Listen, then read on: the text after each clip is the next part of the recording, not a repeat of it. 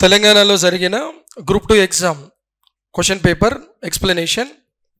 ఇది ఏపీ వాళ్ళకి ఒక వార్నింగ్ బెల్ లాంటిది. ఇది అంటే తెలంగాణలో మనకి 4 పేపర్లు ఉన్నాయి. ఈ 4 పేపర్లలో ఓవరాల్గా 4 పేపర్లు కలిపి 84 క్వశ్చన్స్ వచ్చినాయి తెలంగాణ వాళ్ళకి. పాలిటీ ఓన్లీ సెకండ్ పేపర్లోనే పాలిటీ ఉందని చాలామంది అనుకుంటారు, కానీ తెలంగాణలో 4 పేపర్లలో పాలిటీ క్వశ్చన్స్ ఉన్నాయి. అన్నీ కలిపి 84 వచ్చాయి. సరే, ఓన్లీ సెకండ్ పేపర్లో పాలిటీ అని ఒక సెక్షన్ ఉంది, అందులో 50 క్వశ్చన్స్ ఉన్నాయి అనుకుంటే, ఒకవేళ 50 క్వశ్చన్స్ ఏపీ వాళ్ళు నెగిటివ్ మార్కుతో గనక ఎగ్జామ్ రాస్తే హైయెస్ట్ స్కోరు 22 కన్నా ఎక్కువ మించదు. అంటే ఇది మీకు ఎందుకు చెప్తున్నా అంటే కొద్దిగా అవేర్నెస్, జాగ్రత్త పడతారని చెప్పి. ఒకవేళ ఏపీపీఎస్సికి ఆ పేపర్ ఉంటే ఆ 50 మార్కులు ఏరియా ఏదైతే ఉందో 22 దాటితే హైలైట్, అది నెగిటివ్ మార్క్ ఉంది కాబట్టి. సరే, ఇప్పుడు క్వశ్చన్స్ ఏవైతే ఉన్నాయో ఫస్ట్ మనం క్వశ్చన్స్లోకి వెళ్దాం. ఓవరాల్గా 4 పేపర్లు, first paper, second paper, third paper, fourth paper, ఇవన్నీ కలిపి దగ్గర 83-84 questions polity. First paper general స్టడీస్లో మనకి 7 క్వశ్చన్స్ కవర్ అయినాయి పాలిటీ. ఆ 7 ఏమి ఇచ్చారు?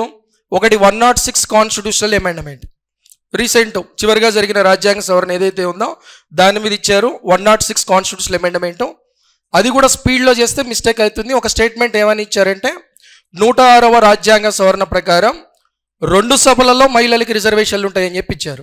అంటే లోక్సభ, రాజ్యసభ 2 సభల్లో రిజర్వేషన్లు ఉంటాయని ఇచ్చారు. దాని మీద గ్రిప్ ఉన్న వాళ్ళు సింపుల్గా అది రాంగ్ స్టేట్మెంట్. అది ఎప్పుడైనా ఎగువ సభలలో రిజర్వేషన్స్ ఉండవు. ఆ లాజిక్ మీద దాన్ని డిలీట్ చేయొచ్చు. సరే, అలాంటి 106 అమెండ్మెంట్ మీద కూడా వచ్చింది. Next assembly seats, general studies పేపర్లో ఇచ్చిన క్వశ్చన్ ఇది. అసెంబ్లీ సీట్స్ అంటే 5 రాష్ట్రాల అసెంబ్లీ సీట్స్ ఇచ్చి వాటిని ఆర్డర్లో అమర్చమన్నారు. హైయెస్ట్ టు లోయెస్ట్ అమర్చమని చెప్పారు. ఇట్లాంటి క్వశ్చన్ జనరల్ స్టడీస్లో వచ్చింది. నెక్స్ట్ థర్డ్ వన్, రాజ్యాంగ పరిషత్ సలహాదారుడు, legal adviser to the constitutional assembly ఎవరన్న విషయం పాలిటీ పేపర్లో అడగలే, ఎందులో ఇచ్చారు?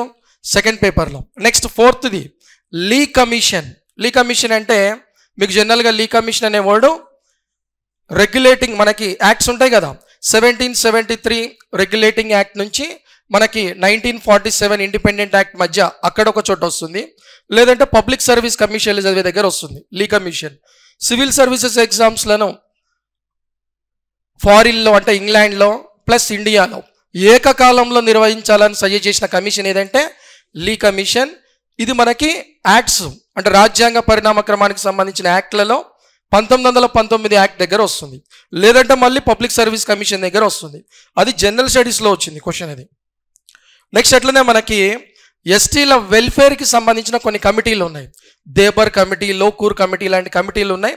అవి ఏర్పడిన ఆ ఇయర్స్ ఏవైతే ఉన్నాయో వాటిని బట్టి క్రొనలాజికల్ ఆర్డర్లో పెట్టమన్నారు. అది జనరల్ స్టడీసే వచ్చింది.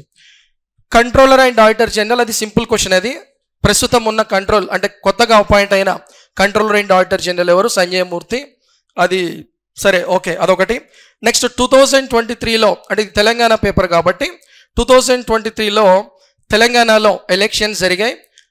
ఆ ఎలక్షన్స్లో టీఆర్ఎస్కి, కాంగ్రెస్కి, అట్లనే బీజేపీ వాళ్ళకి ఇట్లా పార్టిసిపేట్ చేసిన వాళ్ళకి ఎట్లెట్లా స్థానాలు వచ్చాయో లోయెస్ట్ టు హైయెస్ట్ అరేంజ్ చేయండి అని చెప్పి ఇచ్చారు. ఇవి జనరల్ స్టడీస్లో పాలిటీ రిలేటెడ్ క్వశ్చన్స్, 7 క్వశ్చన్స్ ఇవి. నెక్స్ట్ వన్, ఈ సెకండ్ పేపర్లో తెలంగాణ వాళ్ళకి సెకండ్ పేపర్లో హిస్టరీ ఉంటుంది, పాలిటీ ఉంటుంది, సొసైటీ ఉంటుంది. ఇప్పుడు నేను సొసైటీలో చెప్తున్నా. సొసైటీలో ఏం క్వశ్చన్లు వచ్చాయి పాలిటీ రిలేటెడ్ చెప్తున్నా. సొసైటీలో డైరెక్ట్ ఎస్సీ కమిషన్ నిర్మాణం మీద క్వశ్చన్ ఇచ్చారు. అంటే ఎస్టీ కమిషన్లో ఒక చైర్మన్, ఎంతమంది మెంబర్స్ ఉంటారు, వాళ్ళ కాల పరిమితి, దానికి సంబంధించి. సేమ్ అట్లనే ఎస్సీ కమిషన్ మీద అడిగారు, ఎస్టీ కమిషన్ మీద ఒక క్వశ్చన్ అడిగారు, ఉమెన్ కమిషన్ మీద ఒక క్వశ్చన్ అడిగారు. Next PESA act panchayats extension to scheduled areas 1994లో ఏర్పడ్డది. దిలీప్ సింగ్ పురియా అది ఉంది కదా, అది మనకి గ్రామ పంచాయతీ ఆ ఏరియా దగ్గర వస్తుంది, అది సొసైటీలో వచ్చింది. నెక్స్ట్ నిర్భయ యాక్ట్ 23-24 ఆర్టికల్స్ దగ్గర ఉమెన్స్కి సంబంధించి, చైల్డ్కి సంబంధించి ఆర్టికల్స్ దగ్గర చట్టాలు చెప్పుకునేటప్పుడు నిర్భయ యాక్ట్, దాన్నే క్రిమినల్ లా అమెండ్మెంట్ యాక్ట్ అంటాం 2013, దాని మీద క్వశ్చన్ సొసైటీలోనే వచ్చింది. నెక్స్ట్ పంజాబీ సుబా అంటే మనకి 1, 2, 3, 4 ఆర్టికల్స్ ఏవైతే ఉన్నాయో అంటే స్టార్టింగ్ ఆర్టికల్స్లలో 4వ ఆర్టికల్ అయిపోయిన తర్వాత భారతదేశంలో రాష్ట్రాల అంటే స్టేట్ రీఆర్గనైజేషన్స్ అంటే ఏ రాష్ట్రం ఎప్పుడు ఏర్పడ్డది ఏంటని చెప్పి ఇప్పటి వరకు ఉన్న రాష్ట్రాల ఆర్డర్ ఉంటుంది. ఆ ఆర్డర్లో మనకి 1966లో పంజాబ్ రాష్ట్రంలో హిందీ మాట్లాడే ఏరియాలను వేరు చేసి హర్యానా అనే రాష్ట్రాన్ని ఏర్పాటు చేశారు. దానికి కారణం ఏంటంటే పంజాబ్లో మాస్టర్ తారా సింగ్ అనే వ్యక్తి పంజాబీ రాష్ట్రాల్లో పంజాబీ భాష మాట్లాడేవాడే ఉండాలా, హిందీ మాట్లాడేవాడు ఉండద్దని చెప్పి హిందీ మాట్లాడే వాళ్ళపైన దాడులు చేస్తుంటే సెంట్రల్ గవర్నమెంట్ షా అనే కమిషన్ ఏర్పాటు చేస్తే వాళ్ళు చెప్తారు హిందీ మాట్లాడే ఏరియాలను వేరు చేసి సపరేట్ స్టేట్ ఏర్పాటు చేయండి అని చెప్పి. పంజాబీ సుబా పంజాబీలకే, పంజాబ్లో పంజాబీ భాష మాట్లాడేవాడే ఉండాలని చెప్పి దానికి సంబంధించింది. ఈ పంజాబీ సుబా అనేది ఏ రకమైన మూమెంట్ అని చెప్పి అడిగారు. రిలీజియస్ మూమెంటా, లాంగ్వేజ్ బేస్కి సంబంధించిందా? ఇది లాంగ్వేజ్కి సంబంధించింది. Next one Bodo movement. Simple question, Bodo movement ఏ రాష్ట్రంలో? ఏది? అస్సాం. కాకపోతే ఇక్కడ క్వశ్చన్ ఏంటంటే బోడో మూమెంట్ ఏ రాష్ట్ర ఏర్పాటుకి సంబంధించిందని చెప్పారు, కానీ ఈజీగానే గుర్తుపట్టచ్చు, బోడాంచల్ ఇచ్చిన దాంట్లో. నెక్స్ట్ వన్ పార్లమెంట్ యాక్ట్స్ కొన్ని ఇచ్చారు, పార్లమెంట్ యాక్ట్స్, వాటిని ఇయర్స్ ఇచ్చి క్రొనలాజికల్ ఆర్డర్లో పెట్టమన్నారు. ఏది ముందు ఏర్పడ్డది, తర్వాత ఏర్పడ్డది, అలాంటి questions. Next Kothari commission. Kothari commission అనేది మనకి పబ్లిక్ సర్వీస్ కమిషన్ల దగ్గర వస్తుంది. Union public service commission lesson మనం అది చదివేటప్పుడు అక్కడ కొటారి కమిషన్ కొన్ని సూచనలు ఉంటాయి. అవి మాతృభాషలో సివిల్ సర్వీసెస్ ఎగ్జామ్లు రాసుకోవడానికి అనుమతి ఇవ్వాలి, మాతృభాషలోనే విద్యను అభ్యసించే విధంగా ఉండాలని చెప్పి కొటారి కమిషన్ అనే పాయింట్ అక్కడ కూడా వస్తుంది. అది దానికి సంబంధించిన ఇయర్ మీద క్వశ్చన్ వచ్చింది. డొమెస్టిక్ వైలెన్స్ యాక్ట్ 23, 24 ఆర్టికల్స్ దగ్గర ఒక పేపర్ మొత్తం చట్టాలు ఉంటాయి. అవి డొమెస్టిక్ వైలెన్స్ యాక్ట్ ఇయర్ ఎప్పుడు, దాని మీద అది ఎవరి కోసం ఆ ఇయర్ అని చెప్పి సింపుల్ క్వశ్చనే అది. కాకపోతే మీకు ఎట్లా క్వశ్చన్స్ వచ్చినాయని చెప్తున్నా అంతే. నెక్స్ట్ వన్ ట్రాన్స్జెండర్ యాక్ట్ మీద ఒక క్వశ్చన్ ఇచ్చారు. Next equal pay for equal work, సమాన పనికి సమాన వేతన చట్టం ఇయర్ ఎప్పుడు? 1976. నెక్స్ట్ చైల్డ్ మ్యారేజ్ యాక్ట్స్, వీటికి సంబంధించి ఇచ్చారు. అంటే ఇవన్నీ ఇందులో 3 ఏమో ఇక కమిషన్స్ ఇచ్చారు. నెక్స్ట్ మిగిలినవి పార్లమెంట్ యాక్ట్ల మీద క్వశ్చన్స్ ఇచ్చారు. ఇప్పుడు నేను చెప్పినవన్నీ కూడా పాలిటీ బుక్లో కవర్ అయ్యాయి. ఈ పాయింట్స్ అన్నీ పాలిటీ బుక్లో కవర్ అయ్యేవి, పాలిటీ బుక్స్లో ఉండేవి ఇవన్నీ. కానీ ఇవన్నీ ఈ క్వశ్చన్స్ అన్ని 13 క్వశ్చన్లు ఎందులో వచ్చాయి? వాళ్ళకి సొసైటీ పేపర్లో ఇచ్చారు. నెక్స్ట్ ఎకానమీలో అంటే తెలంగాణ వాళ్ళకు ఉంది అవకాశం. తెలంగాణ వాళ్ళకి డెవలప్మెంట్ ఇష్యూస్ అని సపరేట్ ఒక సెక్షన్ ఉంది, అందులో ఇచ్చిన polity questions. S K Dhar commission ఎవరు ఏర్పాటు చేశారు? ఇది ఎకానమీ పేపర్లో వచ్చింది. ఎకానమీలో డెవలప్మెంట్ ఇష్యూస్ అని 50 మార్క్స్ పేపర్ ఉంది వాళ్ళకి.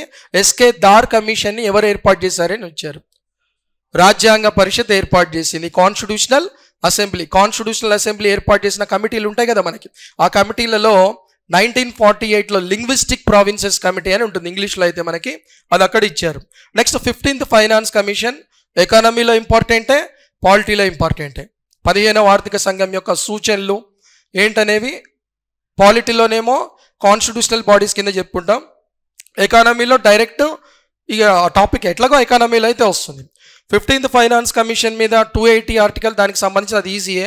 కాకపోతే అక్కడ కొద్దిగా ట్విస్టింగ్ స్టేట్మెంట్ ఏంటంటే 15th ఫైనాన్స్ కమిషన్ రికమెండేషన్స్ ఏముంటాయి? 15th ఫైనాన్స్ కమిషన్ ఏం చెప్పింది, దానికి ఒక కోడ్ ఉంటుంది, ఐప్యాడ్ FT అని ఒక కోడ్ ఉంటుంది. 45, 15, 15, 12.5, 10, నెక్స్ట్ 2.5 అని ఒక కోడ్. ఆ రికమెండేషన్స్ అవి మీకు సార్ ఎకానమీలో చెప్తారు. అది ఇది ఒకటి. నెక్స్ట్ నీతి ఆయోగ్ ఎట్లా ఇచ్చారు క్వశ్చన్ అంటే సింపుల్ అంటే స్టేట్మెంట్స్ 3 అయితే సింపులే. 2015లో ఇది ఏర్పడ్డది, దీనికి చైర్మన్ ప్రధానమంత్రి, ఇట్లా ఇచ్చుకుంటూ పోయి లాస్ట్ లైన్ ఏమి ఇచ్చారంటే ఇది సహకార సామ్యవాదాన్ని పెంపొందిస్తుందని చెప్పి ఇచ్చారు. సహకార సామ్యవాదం, ఇంగ్లీష్లో కోఆపరేటివ్ సోషలిజం అని ఇచ్చారు. కానీ యాక్చువల్ కరెక్ట్ ఏంటి? కోఆపరేటివ్ ఫెడరలిజం అంటే అది కొద్దిగా స్పీడ్లో అట్లాంటివి కొద్దిగా చూసుకుంటే కరెక్ట్ అంటే అవి అట్లా చూసుకోవాలన్నట్టు అవి. నెక్స్ట్ ఇంకా 300A ఆర్టికల్ ఆస్తి హక్కు చట్టబద్ధమైన హక్కు, right to property is a legal right అని చెప్పి ఆర్టికల్ నెంబర్ ఎంత? 300A. ఈ ఆర్టికల్ని బేస్ చేసుకునే నీకు ఎన్ని ఎకరాలు ఉండాలి, నీకు ఎంత ల్యాండ్ ఉండాలని చెప్పి గవర్నమెంట్ అనేది డిసైడ్ చేసి ఇది డైరెక్ట్ ఇది పాలిటీ మీద గ్రిప్ ఉంటే తప్ప చేయలేము అది. నెక్స్ట్ 2006 ఫారెస్ట్ యాక్ట్ దేనికి సంబంధించిందంటే ST ట్రైబల్స్కి సంబంధించింది. ఇది గ్రామ సభ వాల్యూ పెంచిందా తగ్గించిందా, తగ్గించిందని స్టేట్మెంట్ ఇచ్చారు, పెంచింది. నెక్స్ట్ కొన్ని యాక్ట్స్ ఇచ్చారు, సింపుల్ యాక్ట్సే, వన్యప్రాణ సంరక్షణ చట్టం, పర్యావరణ పరిరక్షణ చట్టం, ఇలాంటి యాక్ట్స్ ఇచ్చారు. సరే ఇప్పుడు ఏపీఎస్సి వాళ్ళకంటే ఒక పేపరే ఉంది, సైన్స్ అండ్ టెక్నాలజీ ఎన్విరాన్మెంట్, కాబట్టి అది సింపుల్. అది పాలిటీలో ఎక్కడ వస్తుంది ఇదంటే ఫండమెంటల్ డ్యూటీస్ దగ్గర వస్తుంది, ప్రాథమిక విధుల దగ్గర మనకు యాక్ట్స్ ఇట్లాంటివన్నీ ఓన్లీ బేసిక్గా అట్లా వస్తాయి. అవి తెలిసినా కూడా అవి మనం అరేంజ్ చేయొచ్చు. ఇట్లా ఎకానమీలో ఇట్లా. నెక్స్ట్ టీఎస్ మూమెంట్, తెలంగాణ మూమెంట్లో వచ్చిన ప్యూర్ పాలిటీ క్వశ్చన్స్. 5వ రాజ్యాంగ సవరణ దేనికి సంబంధించింది? ఇది తెలంగాణ మూమెంట్లో వచ్చింది. ఇది 5వ రాజ్యాంగ సవరణ దేనికి సంబంధించింది అని కింద ఇచ్చారు ఆప్షన్స్. ఒక రాష్ట్రాన్ని అంటే ఏదన్నా ఒక స్టేట్ని రీఆర్గనైజ్ చేసేటప్పుడు ఆ రాష్ట్రం యొక్క ఒపీనియన్ని కంపల్సరీ అడగాలి. అంటే నువ్వు తీసుకుంటావా లేదని తర్వాత, కానీ అడగటం అంటే కంపల్సరీగా చేయాలి. అది దానికి సంబంధించి అది తెలంగాణ మూమెంట్లో వచ్చింది, ప్యూర్ పాలిటీది. నెక్స్ట్ ఆర్టికల్ 32 రిట్లకు సంబంధించిన ఆర్టికల్ ఏదని చెప్పించారు. 226 ఆర్టికల్ లేదు హైకోర్టుకి సంబంధించి, ఉన్న వాటిల్లో 32, సుప్రీంకోర్టు అయితే 32, హైకోర్టు అయితే 226, ఇచ్చిన వాటిలో 32 ఉంది. అది pure polity. Next Fazal Ali commission, పాలిటీలో మనకు వస్తుంది. అది ఫజల్ అలీ కమిషన్ ఏర్పడిన డేట్ ఇచ్చారు. అంటే ఆ స్టేట్మెంట్లో ఫజల్ అలీ కమిషన్కి సంబంధించినవి ఉన్నాయి 4 స్టేట్మెంట్లు. 3 స్టేట్మెంట్లు రైటే, ఒక స్టేట్మెంట్లో ఏంటంటే December 31, 1953 ఏర్పడిందని చెప్పి ఇచ్చారు. అది 1953 December 22 అనేది కరెక్ట్ ఆన్సర్. అక్కడ డేటు రాంగ్ ఇచ్చారు. అది నెక్స్ట్ స్టేట్ ఫార్మింగ్, అంటే ఏదన్నా ఒక రాష్ట్రం ఏర్పడాలంటే దానికి సంబంధించిన ప్రొసీజర్ని ఆర్డర్లో పెట్టండి అన్నారు. ముందు చర్చ జరుగుతుంది, తర్వాత రాజ్యసభ ఆమోదించాలి, తర్వాత రాష్ట్రపతి ఆమోదం ముద్ర వేయాలి, ఇట్లా ఆ సీక్వెన్స్ అడిగారు. తర్వాత రాష్ట్రాలు ఒప్పుకోవాలి, ఇట్లా ఇచ్చి ప్రాసెస్ అడిగారు. అది అంటే ముందు ఎవరు ఒప్పుకోవాలి దానికి సంబంధించి, అది మనకి 3వ ఆర్టికల్ దగ్గర వచ్చేది. అవి ఇలాంటివి ఇందులో ఇచ్చారు. అంటే ఇవి నేను ఏంటివి ప్యూర్ పాలిటీ ఏదైతే ఉందో 50 కాక మిగిలినవి చెప్పింది నేను. ఇవి అసలు ఇంకా ప్యూర్ 50 నేను మాట్లాడలే. ఇంకా ప్యూర్ 50, ఆ ప్యూర్ పాలిటీ 50 కాక రకరకాల ఏరియాలలో వచ్చిన పాలిటీ క్వశ్చన్స్ ఇవన్నీ నేను చెప్పేది. ఇక హిస్టరీ ఏదైతే ఉందో ఇండియన్ హిస్టరీ పరంగా పాలిటీ బిట్లు కవర్ కావటం అంటే అదేంటంటే 1773 యాక్ట్ నుంచి 1947 యాక్ట్ మధ్య జరిగిన సంఘటనలు 4 ప్రశ్నలు ఇచ్చారు. ఇక్కడ 4 ప్రశ్నలు. సరే అవి ఇండియన్ హిస్టరీలో కొంతమంది చదవరు, పాలిటీలో అయితే కంపల్సరీ వస్తాయి. ఇంకా క్లియర్గా చెప్పాలంటే 1919 చట్టం ఏదైతే ఉందో 1919 యాక్ట్, 1909, 1919, 1935 యాక్ట్, 1947 ఇండిపెండెన్స్ యాక్ట్, ఆ మధ్యలో జరిగిన సంఘటనలు ఏవైతే ఉన్నాయో, ఫర్ ఎగ్జాంపుల్ మౌంట్ బాటన్ ప్లాను, భారత స్వాతంత్ర చట్టం ఎప్పుడు దాన్ని ఆమోదించారు, ఇలాంటి క్రొనలాజికల్ ఆర్డర్స్ కేవలం ఆ యాక్ట్స్ మధ్యలో ఉండే ఆ చివరి 4 చట్టాల మధ్యలో ఉండే వాటి మీద 4 ప్రశ్నలు వచ్చినాయి. ఓవరాల్గా మొత్తం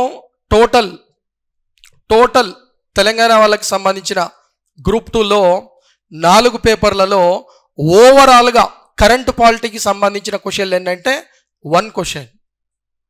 ఓవరాల్గా కరెంట్ పాలిటీ ఎన్ని క్వశ్చన్లు వచ్చినాయంటే 1. ఆ 1 కూడా ఏంటంటే ఇదే, నూతన కాగు ఎవరు, కంట్రోలర్ అండ్ ఆడిటర్ జనరల్ ఎవరు, ఇక అంతే. అదొకటే కరెంట్ పాలిటీ. ఇంకా అంటే 2024తో రిలేటెడ్ ఉండే ఏమైనా ఉందా అంటే ఇది.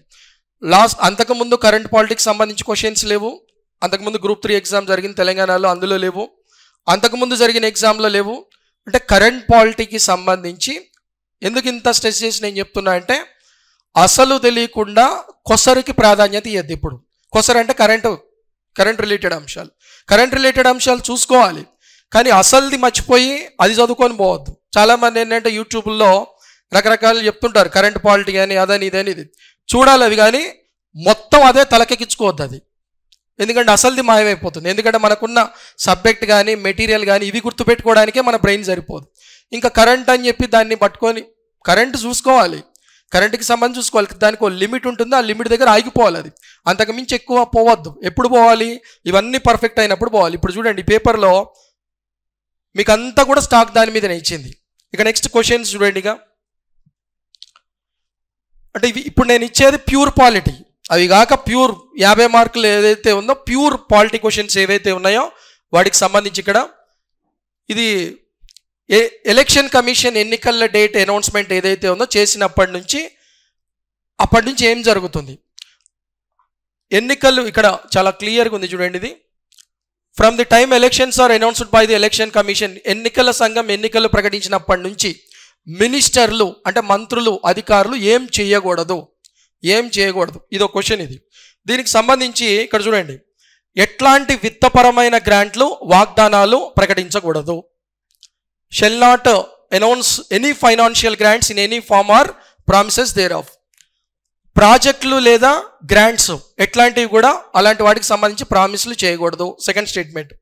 థర్డ్ స్టేట్మెంట్, రోడ్లు, ఈ రోడ్స్ ఏవైతే ఉన్నాయో కన్స్ట్రక్షన్స్, ఈ రోడ్స్ వీటికి సంబంధించి ఎట్లాంటి ప్రామిస్లు చేయకూడదు. ఈ 3 స్టేట్మెంట్ రైటా రాంగా? ఏమి చేయకూడదు అంటున్నారు, 3 చేయకూడదు. డి లాస్ట్ చూడండి, ప్రభుత్వంలో తాత్కాలిక ప్రాతిపదికన అంటే టెంపరీ బేస్ మీద అడ్హక్ నియమాలు చేయడానికి అనుమతి కలదు. రైటా రాంగా? ప్రభుత్వంలో తాత్కాలిక ప్రాతిపదికన అడ్హక్ నియమాలు చేయడానికి అనుమతి కలదు అంటే టెంపరీ అపాయింట్మెంట్స్ చేయొచ్చా? చాలా ఇంపార్టెంట్, గుర్తుపెట్టుకోండి. ఇది కూడా చేయకూడదు. మోస్ట్ ఇంపార్టెంట్ ఇక్కడ ఇదే ఫేక్ స్టేట్మెంట్. ఇదే టెంపరీ అపాయింట్మెంట్స్ చేయొచ్చు అని ఇచ్చారు స్టేట్మెంట్, అది చేయటానికి వీల్లేదు. ఇది మోస్ట్ ఇంపార్టెంట్ స్టేట్మెంట్. ఫ్యాకల్టీలు కూడా కొంతమంది ఏంటంటే పప్పులో ఒక కాలు కాదు 2 కాళ్ళు వేసి ఇట్లా జారుకుంటూ బర్రన పోయే స్టేట్మెంట్. ఇది ఫ్యాకల్టీలే తప్పు పెడతారు. ఇది చాలామంది. ఇది టెంపరీ అపాయింట్మెంట్స్ ఏదైతే ఉందో టెంపరీ అపాయింట్మెంట్స్ కూడా చేయకూడదు, కానీ దానికి అది చేయొచ్చు అని చెప్పి అనుమతి ఇచ్చారు. అదే రాంగ్. దానికి పర్మిషన్ లేదు. అసలు టెంపరీ అపాయింట్మెంట్స్ అసలు చేయకూడదు. ఓకే, దీనికి సంబంధించి ఇక్కడ ఇది క్లియర్గా ఏంటంటే మన బుక్ ఏదైతే ఉందో 669 పేజ్. ఈ బుక్ అంటే ఆల్రెడీ ఆన్లైన్లో కూడా చాలామంది వింటున్నారు. వాళ్ళ దగ్గర మన పాలిటీ బుక్స్ ఉన్నాయి, అన్నీ ఉన్నాయి. ఆ బుక్లో యాప్లో కూడా రఘురామ్స్ అకాడమీ యాప్లో ఓపెన్ బుక్ పెట్టేస్తాం మనం. అందులో పోయి కూడా పేజ్ ఓపెన్ చేయొచ్చు. 669 పేజీలో ఇక్కడ చాలా క్లియర్గా 4 స్టేట్మెంట్లు కనబడు. 4 మనం ఇచ్చినాం ఆల్రెడీ పేజ్లో. ఆ 4 ఇవే, ఇక సేమ్ అవే, ఎట్లా ఉందో అంతే. ఇంకా అది ఎట్లా ఉందో అట్లనే వచ్చింది ఎగ్జామ్లో. ఎటువంటి ఆర్థికపరమైన గ్రాంట్లు ప్రకటించరాదు. ప్రభుత్వ అధికారులు ఎటువంటి ప్రాజెక్టులు, పథకాలకు సంబంధించిన ప్రారంభ ఫలకాలు ఆవిష్కరించరాదు. రోడ్ల నిర్మాణానికి, మంచినీటి సౌకర్యాల కల్పనకు సంబంధించిన హామీలు ఇవ్వరాదు. ప్రభుత్వంలోను ప్రభుత్వ రంగ సంస్థల్లోనూ ఎటువంటి తాత్కాలిక నియామకాలు చేయరాదు. 2020 బుక్లో చూసినా ఇదే ఉంటుంది, 21లో చూసినా ఇదే ఉంటుంది, 23లో చూసినా ఇదే ఉంటుంది, 24లో చూసినా ఇదే. నేను ఎందుకంటే మీకు డిఫరెంట్ బిట్లే ఫస్ట్ చెప్తున్నా. చాలామందికి మార్కులు ఎక్కడ పోయినాయి అవి చెప్తున్నా. ఫ్యాకల్టీలు ఇప్పటికీ యూట్యూబ్లో చాలామంది తప్పే చెప్తున్నారు. అది ఏం కాదు, టెంపరీ చేసుకోవచ్చు అని చెప్పి. నెక్స్ట్ చూడండి, ఇది వాస్తవానికి ఏంటంటే ఇది ఇంటర్నల్ సెక్యూరిటీ అనే టాపిక్ ఏపీ వాళ్ళకి లేదు.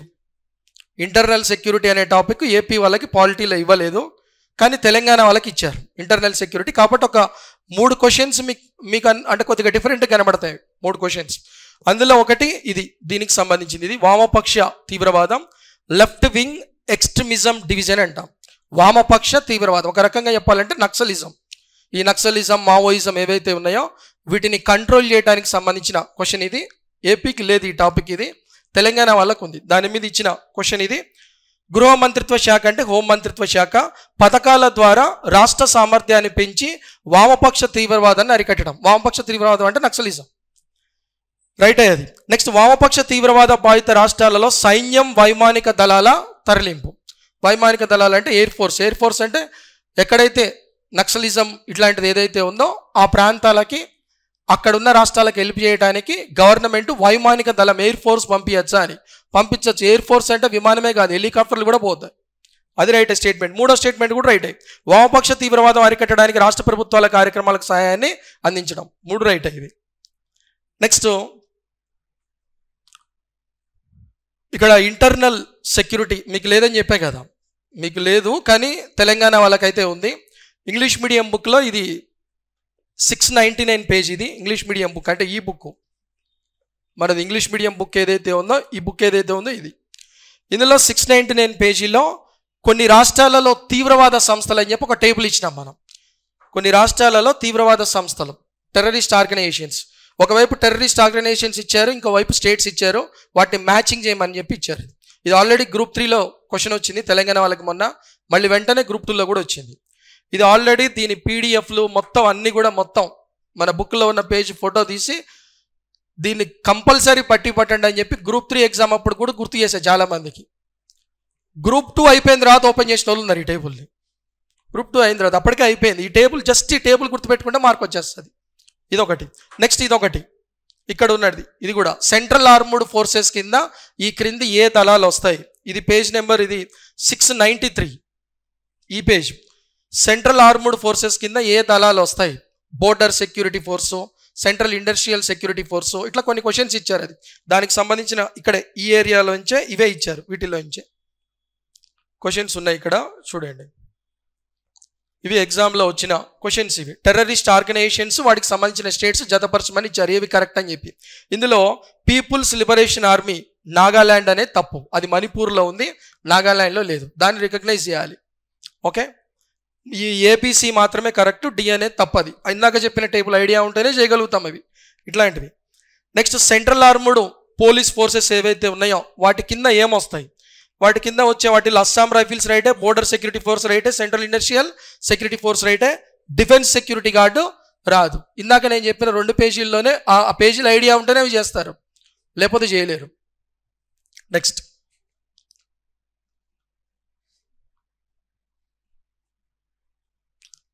ఇది చూడండి, ఇది రాజ్యాంగాల్లోని 12th షెడ్యూల్, చాలా ఇంపార్టెంట్. ఇది 12వ షెడ్యూల్. మనకి 11th షెడ్యూల్ 12th షెడ్యూల్ ఉంది కదా. చాలాసార్లు ప్రతి బ్యాచ్లో ప్రతిసారి చెప్పిందే,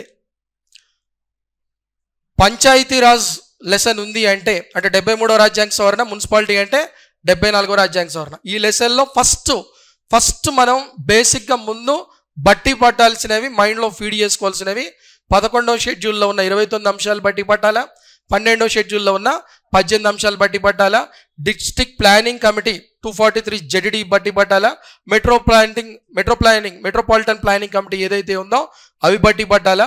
అట్లే మనకి బల్వంతరాయ్ మెహతా కమిటీ, అశోక్ మెహతా కమిటీ, ఇట్లా కొన్ని ఏరియాలు ఉన్నాయి. అట్లనే 73 కాన్స్టిట్యూషనల్ అమెండ్మెంట్ యొక్క ఫీచర్స్, లక్షణాలు ఏంటి, ఇట్లా ఒక 7-8 ఏరియాలు ఉంటాయి. రాసుకుంటే ఏంటంటే 3-4 పేజీలు అవుతాయి అంతే. 2 కలిపితే 3-4 పేజెస్లో షార్ట్ కట్ అయిపోతుంది. అవి ఫస్ట్ మనం బట్టి పట్టాలి. ఎందుకు బట్టి పట్టాలా? లాస్ట్ 10 years నుంచి ఏపీలో కానీ తెలంగాణలో కానీ ఇద్దరికి కంబైండ్ ఉన్నప్పుడు జరిగిన ఎగ్జామ్లో కానీ ఈ 73, 74 మీద క్వశ్చన్స్ ఇచ్చేటప్పుడు 95% క్వశ్చన్లన్నీ వీటి మీదనే వచ్చేది. ఇవన్నీ గుర్తుపెట్టుకోవడానికి మనం 3-4 పేజెస్లోనే అయిపోతాయి. ఇవి ముందే రెడీగా ఉండాలి. ఇవి అన్ని బ్యాచ్లకు చెప్పిందే, దాని మీద ఇచ్చిన క్వశ్చన్. ఇక్కడ చూడండి, రాజ్యాంగాల్లోని 12వ షెడ్యూల్లో పొందుపరిచిన మున్సిపల్ కార్పొరేషన్ విధులు అంటే ఏం లేదు. 12వ షెడ్యూల్ అంటే ఎన్ని అంశాలు? 18 అంశాలు. ఆ 18 అంశాల్లో ఏమొస్తాయి అని చెప్పి ఇచ్చారు. 12th షెడ్యూల్లో ఏమి వస్తాయి? మురికి వాడలు అంటే స్లమ్ ఏరియాస్ ఏవైతే ఉన్నాయో వాటిని డెవలప్ చేయడం రైటే. రోడ్లు మరియు వంతెనలు వాటిని కట్టడం అది రైటే. అర్బన్ పావర్టీని నిర్మూలించడం, పట్టణ పేదరిక నిర్మూలన రైటే. జంతువుల పట్ల క్రూరత్వాన్ని నిరోధించడం రైట్ అయ్యేది. Prevention of cruelty to the animals అది రైట్. 4 రైట్ అయ్యి. నెక్స్ట్ సేమ్ 11th షెడ్యూల్ మీద మళ్ళీ క్వశ్చన్ ఇచ్చారు. ఇందులో అంటే 11th షెడ్యూల్ అంటే పంచాయతీలు, వాటికి సంబంధించి 29 అంశాలు ఉంటాయి. ఆ 29 అంశాలకు సంబంధించి అందులో ఉన్నదేవి లేవేవి, సరే ఉన్నవేంటో వాటిని సరైనవి గుర్తించండి అని చెప్పి. విధులంటే అవే, ఇంకా ఆ 29లో ఉన్నవేంటి విధులంటే ఆ 29లో కరెక్ట్ ఏవి దానికి సంబంధించి. ఇందులో ఏం లేదు, ఇంతకుముందే మనం చెప్పుకున్నాం. జంతువుల పట్ల క్రూరత్వ నివారణ ఇంతకుముందు ఎందులో వచ్చింది? 12వ షెడ్యూల్లో వచ్చింది. అదొక్కటి తెలిస్తే చాలు, డిలీట్ అయిపోయినట్టే. ఇక అదొక్కటి, జంతువుల పట్ల క్రూరత్వ నివారణ అనేది 12th షెడ్యూల్. అదొక్కటి చేస్తే మిగిలినవన్నీ రైటే. అంతే, సింపుల్ ఎలిమినేషన్. మిగిలిన ఆప్షన్స్ మీకు సెట్ అయిపోతాయి అంతా. నెక్స్ట్ డిస్ట్రిక్ట్ ప్లానింగ్ కమిటీలో ఎంతమంది ఉంటారంటే డైరెక్ట్ 243 జెడ్డి ఆర్టికల్లో చాలా క్లియర్గా చెప్పారు. అందులో మొత్తం 30 మెంబర్స్ ఉంటారు. 30 మెంబర్స్లో ఎంతమందిని ఎన్నుకుంటారు అని అడిగితే 4/5. 30 × 4/5 ఎంత? 24 వస్తుంది. ఎందుకంటే మనం కీ చెప్పుకుంటున్నాం, lesson చెప్పుకోవట్లేదు.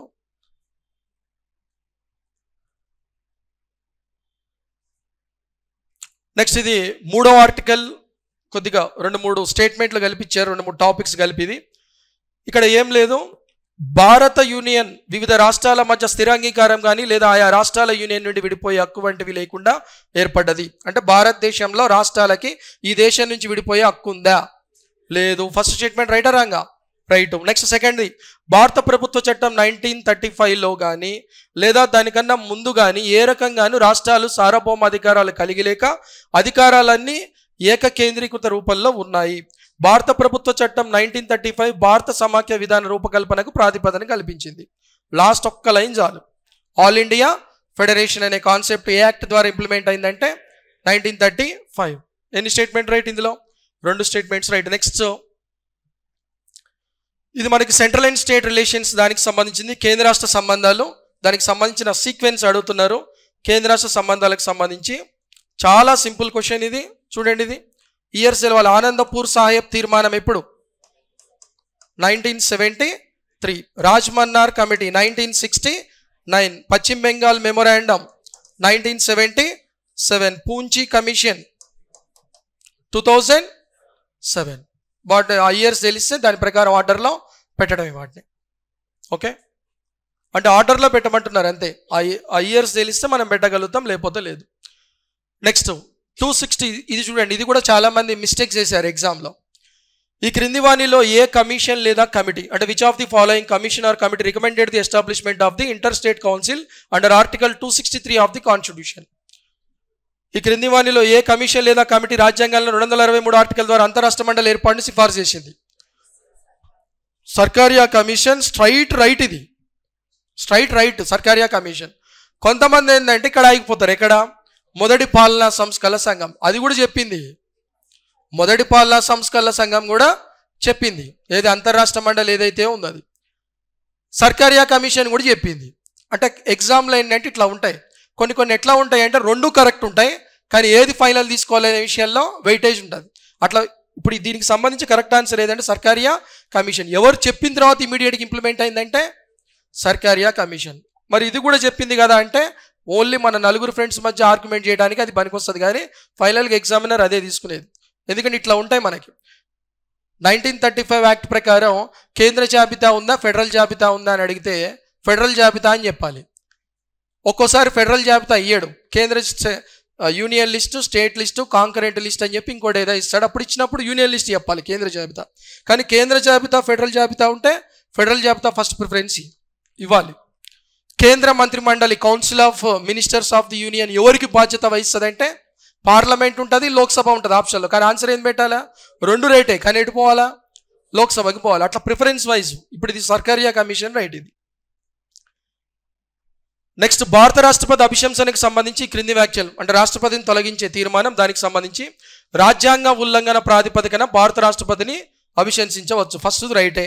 Violation of the constitution ఆ కారణం చేతనే రైటే. నెక్స్ట్ 61 సబ్ క్లాస్ 2లో రాజ్యాంగ ఉల్లంఘన అర్థం వివరించబడ్డది. వైలేషన్ ఆఫ్ ది కాన్స్టిట్యూషన్ అంటే మీనింగే లేదు. నెక్స్ట్, రాష్ట్రపతి అభిశంసన అన్నది అర్ధన్యాయ ప్రక్రియ, ఇంగ్లీష్లో క్వాసీ జ్యుడిషియల్ ప్రాసెస్ అంటాం. రైట్ ఇది స్టేట్మెంట్. ఇది అర్ధన్యాయ ప్రక్రియ అంటే అర్థం ఏంటంటే రాష్ట్రపతిని తొలగించే తీర్మానం జరుగుతున్నంతసేపు, ఆర్గ్యుమెంట్లు జరుగుతున్నంతసేపు పార్లమెంట్ కూడా సగం కోర్టులానే బిహేవ్ చేస్తుంది ఆ టైం వరకు. అవి చూసుకోవాలి. ఇందులో ఏసీ అనేది కరెక్ట్, బి అనేది ఏదైతే ఉందో రాంగ్. దాని మీనింగ్ అసలు చెప్పలే. నెక్స్ట్, ఇది గవర్నర్ యొక్క డిస్క్రిషనరీ పవర్స్, విచక్షణ అధికారులకు సంబంధించి రాష్ట్రపతి పరిశీలన కోసం బిల్లును రిజర్వ్ చేయొచ్చు. గవర్నర్ ఆమోదానికే బిల్స్ వస్తే రాష్ట్రపతి ఆమోదానికే రిజర్వ్ చేయొచ్చు, అటు పంపించచ్చు. నెక్స్ట్, రాష్ట్రంలో రాష్ట్రపతి పాలనకు రికమెండ్ చేయొచ్చు, అది కూడా రైట్ స్టేట్మెంట్. రాష్ట్రంలో ప్రధాన కార్యదర్శి నియమించవచ్చు, రాంగ్ అది. ప్రధాన కార్యదర్శి నియమించవచ్చు అనేది రాంగ్. సి అనేది రాంగ్. నెక్స్ట్, పాలన మరియు శాసన సంబంధ విషయాలపై ముఖ్యమంత్రి నుంచి సమాచారం తెప్పించుకోవచ్చు, రైట్ అది రైట్. సి అనేది ఒకటి రాంగ్. ఏబిడి అనేది రైట్ ఇక్కడ. నెక్స్ట్ 73వ రాజ్యాంగ సవరణ 73. ఈ క్రింది ఇవ్వబడిన భారతదేశంలోని ఏ రాష్ట్రాలకు 73వ రాజ్యాంగ సవరణ చట్టం 1992 వర్తించదు? 1992 వర్తించదు. ఇది ఎప్పుడు గుర్తుపెట్టుకోవాలి. దీనికి సంబంధించిన టేబుల్ ఏంటంటే మణిపూర్లో కొండ ప్రాంతాలు, హిల్ ఏరియాస్, మణిపూర్లో కొండ ప్రాంతాలకు వర్తించదు, ఇది గుర్తుపెట్టుకోవాలి. నాగాలాండ్ ఏరియాకి వర్తించదు. ఇది గుర్తుపెట్టుకోవాలి ఇప్పుడు. నెక్స్ట్, పశ్చిమ బెంగాల్లో డార్జిలింగ్ ఏరియాకి అప్లికబుల్ కాదు. 73 constitutional amendment not applicable to hill areas of the Manipur, next Nagaland state, next Darjeeling area. ఈ 3 దీంతో పాటు 6వ షెడ్యూల్లోని ప్రాంతాలు. ఏ ప్రాంతాలు? 6వ షెడ్యూల్లోని ప్రాంతాలు అంటే అస్సాం వస్తుంది, మేఘాలయ వస్తుంది, మిజోరాం వస్తుంది, నెక్స్ట్ త్రిపుర వస్తుంది. ఇది గుర్తుండాలి. ఈ టేబుల్ గుర్తుంటే ఇక్కడ ఎలిమినేట్ చేయొచ్చు. ఇక్కడ ఏమున్నాయి అందులో ఇచ్చిన వాటిల్లో? మేఘాలయకి అప్లికబుల్ కాదు, నాగాల్యాండ్కి అప్లికబుల్ కాదు. ఏ, సి ఈ రెండింటికి అప్లికబుల్ కాదు. అర్థమైంది కదా?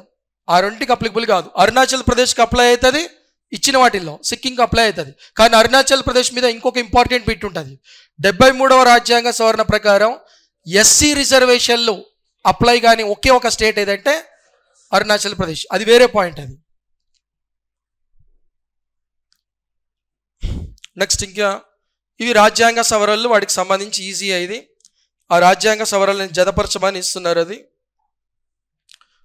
మొదటి రాజ్యాంగ సవరణ ఇక్కడ ఇచ్చిన వాటిల్లో దేనికి టాలీ చేయమంటున్నారు? జతపరచడం. మొదటి రాజ్యాంగ సవరణ జమీందారీ రద్దు చట్టాల రద్దుకు రాజ్యాంగ సమ్మతి. ఏ అనేది దేనికి సంబంధించింది? 4కి సంబంధించింది. ఇంకా సింపుల్గా చెప్పాలంటే 52వ రాజ్యాంగ సవరణ ఈజీ ఉంది. 52వ రాజ్యాంగ సవరణ అంటే యాంటీ డిఫెక్షన్స్, పార్టీ ఫిరాయింపులు. సి పార్టీ ఫిరాయింపులు ఎక్కడుంది? 5లో ఉంది. సి అంటే 5. సి అంటే 5 ఎందులో ఉంది?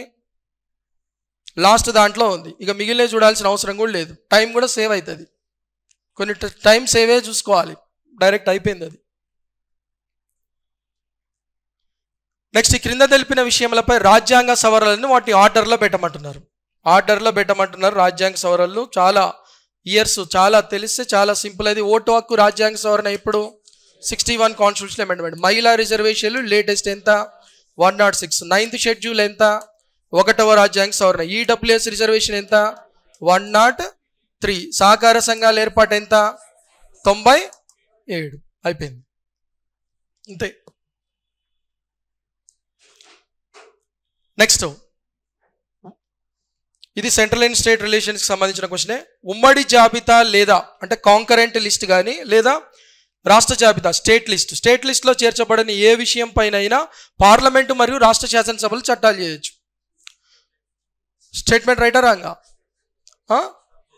చూడండి, ఇక్కడ ఉమ్మడి జాబితా లేదా ఉమ్మడి జాబితాపై చట్టాలు చేసే అధికారం పార్లమెంటుకు ఉంటుంది, రాష్ట్రాలకు ఉంటుంది. కానీ ఇక్కడ ఇంకోటి ఇచ్చారు, రాష్ట్ర జాబితాలో చేర్చబడిన ఏ అంశం పైన పార్లమెంటుకి చట్టం చేసే అధికారం ఉంటుంది కానీ రాష్ట్రాలకైతే ఉండదు. కాబట్టి first statement wrong. Next, second one, రాష్ట్ర శాసనసభ ఉమ్మడి జాబితాలోని ఏ అంశం పైన చట్టం చేసే హక్కును కలిగి ఉంది. సెకండ్ రైటా రాంగా? రాష్ట్ర శాసనసభకి ఉమ్మడి జాబితా అంటే కాంకరెంట్ లిస్ట్ పైన చట్టం చేసే రైట్ ఉందా లేదా అంటున్నారు. ఉంది. ఓన్లీ బి స్టేట్మెంటే రైట్ ఇది. నెక్స్ట్ వన్, ఇది కూడా సెంట్రల్ అండ్ స్టేట్ రిలేషన్సే. ప్రాధికేశేతర శాసనాలు చేసే అధికారం పార్లమెంటుకు ఉంది. ఇంగ్లీష్లో క్లియర్గా కావాలనుకుంటే ఇక్కడ ఉంది ఎక్స్ట్రా టెరిటోరియల్ లెజిస్లేషన్. అంటే ఆ వర్డ్ పర్టికులర్గా స్ట్రెస్ చేసి వినాలి, ఇంటైనా చేయగలుగుతాం మనం. ప్రాధికేశేతర చట్టాలు చేసే అధికారం పార్లమెంటుకు ఉంది, రైటే. అంటే ఇండియానే కాదు, ఇండియా బయట కూడా చట్టాలు చేసే అధికారం వేరే దేశంలో ఉన్న వాళ్ళకు కూడా అప్లై అయ్యే విధంగా, వేరే దేశంలో ఉన్న భారతీయ సంస్థలకు అప్లై అయ్యే విధంగా కూడా చట్టాలు చేసే అధికారం ఎవరికి ఉంటుంది? పార్లమెంటుకు ఉంటుంది. రాష్ట్రాలకైతే ఉండదు. కింద ఏంటంటే రాష్ట్రాలకు కూడా ఉంటుందని స్టేట్మెంట్ ఇచ్చారు. దాని అర్థం అదే, కింద రాష్ట్రాలకు కూడా ఉంటుందని ఇచ్చారు. ఒక రాష్ట్రం తన సరిహద్దుల వెలుపల వ్యక్తుల లేదా ఆస్తిని ప్రభావితం చేసే అధికారం కలిగి ఉంటుంది. ఇక దానికి సంబంధించింది అది. సెకండ్ స్టేట్మెంట్ రాంగ్, ఫస్ట్ది అయితే క్లియర్గా రైట్. నెక్స్ట్ వన్ చూడండి, ఇది 21లో భాగంగా అంటే మీరు ఇక్కడ ఒకటి చూడండి, ఇక్కడ అర్థం చేసుకోవాల్సింది మీరు తెలంగాణ వాళ్ళు చాలామంది సీనియర్లు ఈజీయే ఇది. కానీ ఫస్ట్ మనం ఏ పేపర్, ఇప్పుడు వాళ్ళకి హిస్టరీ ఉంది, పాలిటీ ఉంది, సొసైటీ ఉంది. ఎవరైతే ముందు పాలిటీ మీద ఫోకస్ చేశారో వాళ్ళు చేయగలిగారు క్వశ్చన్లు. వేరే టాపిక్కి వెళ్ళి హిస్టరీకి వెళ్ళి, ఎందుకంటే హిస్టరీ వాళ్ళకి చాలా టఫ్ వచ్చింది. సొసైటీ కానీ ఇట్లా అటువైపు వెళ్ళి ఇటు వచ్చినప్పుడు ఏమైపోతుందంటే బ్రెయిన్ మారిపోతుంది. వచ్చిన బిడ్డలు కూడా తప్పు చేసిన వాళ్ళు ఉన్నారు. కారణం ఏంటంటే బ్రెయిన్ మెషినరీ మొత్తం మారిపోతుంది. ఎందుకంటే ఇప్పుడు హిస్టరీ చాలా టఫ్ వచ్చింది ఆ సెకండ్ పేపర్లో. అందులో అన్నివే ఉన్నాయి, ఏ సరైంది, బి సరైంది, బి మాత్రమే సరైంది, రెండు సరైనవి, ఏది కాదని ఉన్నాయి. ఏది ముట్టుకున్నా కూడా వాళ్ళకి అది డౌట్తోనే పెడుతున్నారు. అది కాదేమో అని చెప్పి ఇదేనేమో అని చెప్పి అలాంటి ఒక లాజికల్ తెలవకుండా ఏంటంటే వాళ్ళ బ్రెయిన్లో ఫామ్ అయి దాన్నే పాలిటీలో కూడా వచ్చిన బిట్ల మీద వాళ్ళు ప్రయోగించేటప్పటికి అట్లా అయింది. మీకెందుకు చెప్తున్నా అంటే వాళ్ళకి నెగిటివ్ మార్కు లేకుండానే అట్లా జరిగింది. మీకేముంది, నెగిటివ్ మార్కు లేదు కాబట్టి ఇంత ధైర్యం చేస్తున్నారు. ఇప్పుడు మీకు అసలు విషయం అదొకటి మీరు ఆలోచించండి. మీకు నెగిటివ్ మార్క్ ఇంకా మీ ముందు లేదు. మీ ముందు నెగిటివ్ మార్క్ ఉంటే వేరు. నెగిటివ్ మార్క్ ఉంటే ఏమైందో ఆల్రెడీ ప్రిలిమ్స్ తెలుసు కదా, 150 నుంచి ఎక్కడికి వచ్చింది. భారతదేశ చరిత్రలో 150 మార్కుల పేపర్కి 1800 కట్ ఆఫ్ అనేది మీరు ఎక్కడైనా వినుంటారా మీరు? అంటే నేను వేరే అన్నట్లుగా నెగిటివ్ మార్కులో అది అంటే మనల్ని అట్లా మైనస్లోకి అట్లా గుంజేది ఒకటి ఉంటుంది, ఆ భయం ఒకటి ఉంటుంది. అది సుప్రీంకోర్టు ఈ క్రింది ఏ తీర్పులలో 21లో భాగంగా ఈ క్రింది ఏ హక్కుల్ని పేర్కొంది అంటే 21లో భాగంగా పేర్కొనబడిన రైట్స్ ఏవి, ఇంప్లిసిట్ రైట్స్ ఏవి? అందులో ఆరోగ్య హక్కు, విదేశాలకు వెళ్ళే హక్కు అంటే రైట్ టు అబ్రాడ్, కీర్తి హక్కు, రైట్ టు రెప్యుటేషన్, వైద్యుని సహాయ హక్కు, అయిపోయింది. ఇక అన్ని రైట్ అయ్యి. ఆరోగ్య హక్కు అందరికీ తెలుసు, విదేశాలకు వెళ్ళే హక్కు అందరికీ తెలుసు, కీర్తి హక్కు కొంతమందికి డౌట్ పడతారు, అయినా సరే ఫోర్త్ ఒకటి ఉంది, ఏంది? వైద్యుని సహాయ హక్కు. అది దాని మీద చాలా సుప్రీంకోర్టు జడ్జిమెంట్లు 21 ఆర్టికల్లో చాలా ఉన్నాయి. Right to emergency medical aid అని చెప్పి ఒక జడ్జిమెంటే ఉంది 21 ఆర్టికల్ మీద. పెద్ద జనరల్గా మనం చాలాసార్లు చెప్పుకున్నాం. అవి అంటే మీకు ఏబిడి తెలిసినా కూడా అయిపోతుంది. ఏబిడి ఎక్కడ ఉందా సపరేట్? ఇక్కడ లేదు. ఏబిడి ఎట్లాగో రైటు.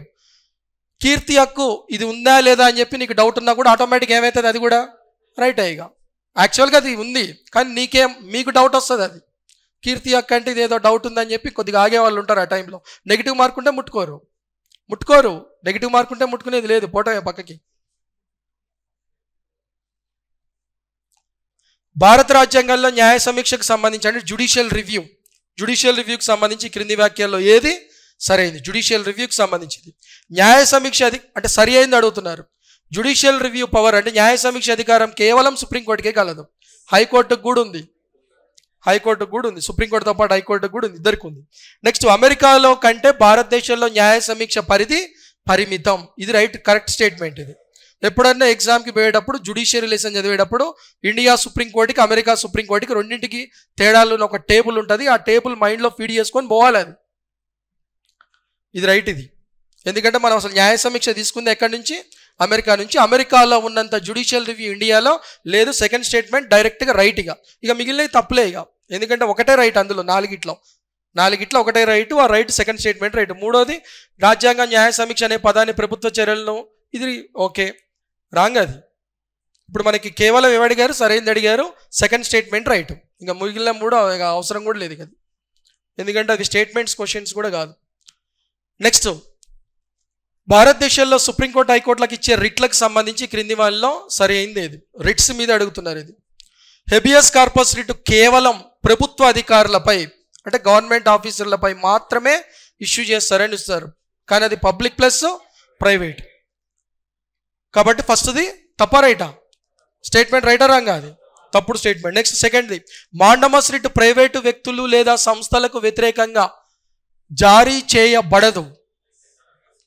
మాండమస్ రిట్ ప్రైవేట్ వాళ్ళకి ఇష్యూ చెయ్యరు అని చెప్తున్నాడు వాడే, రైట్ స్టేట్మెంట్.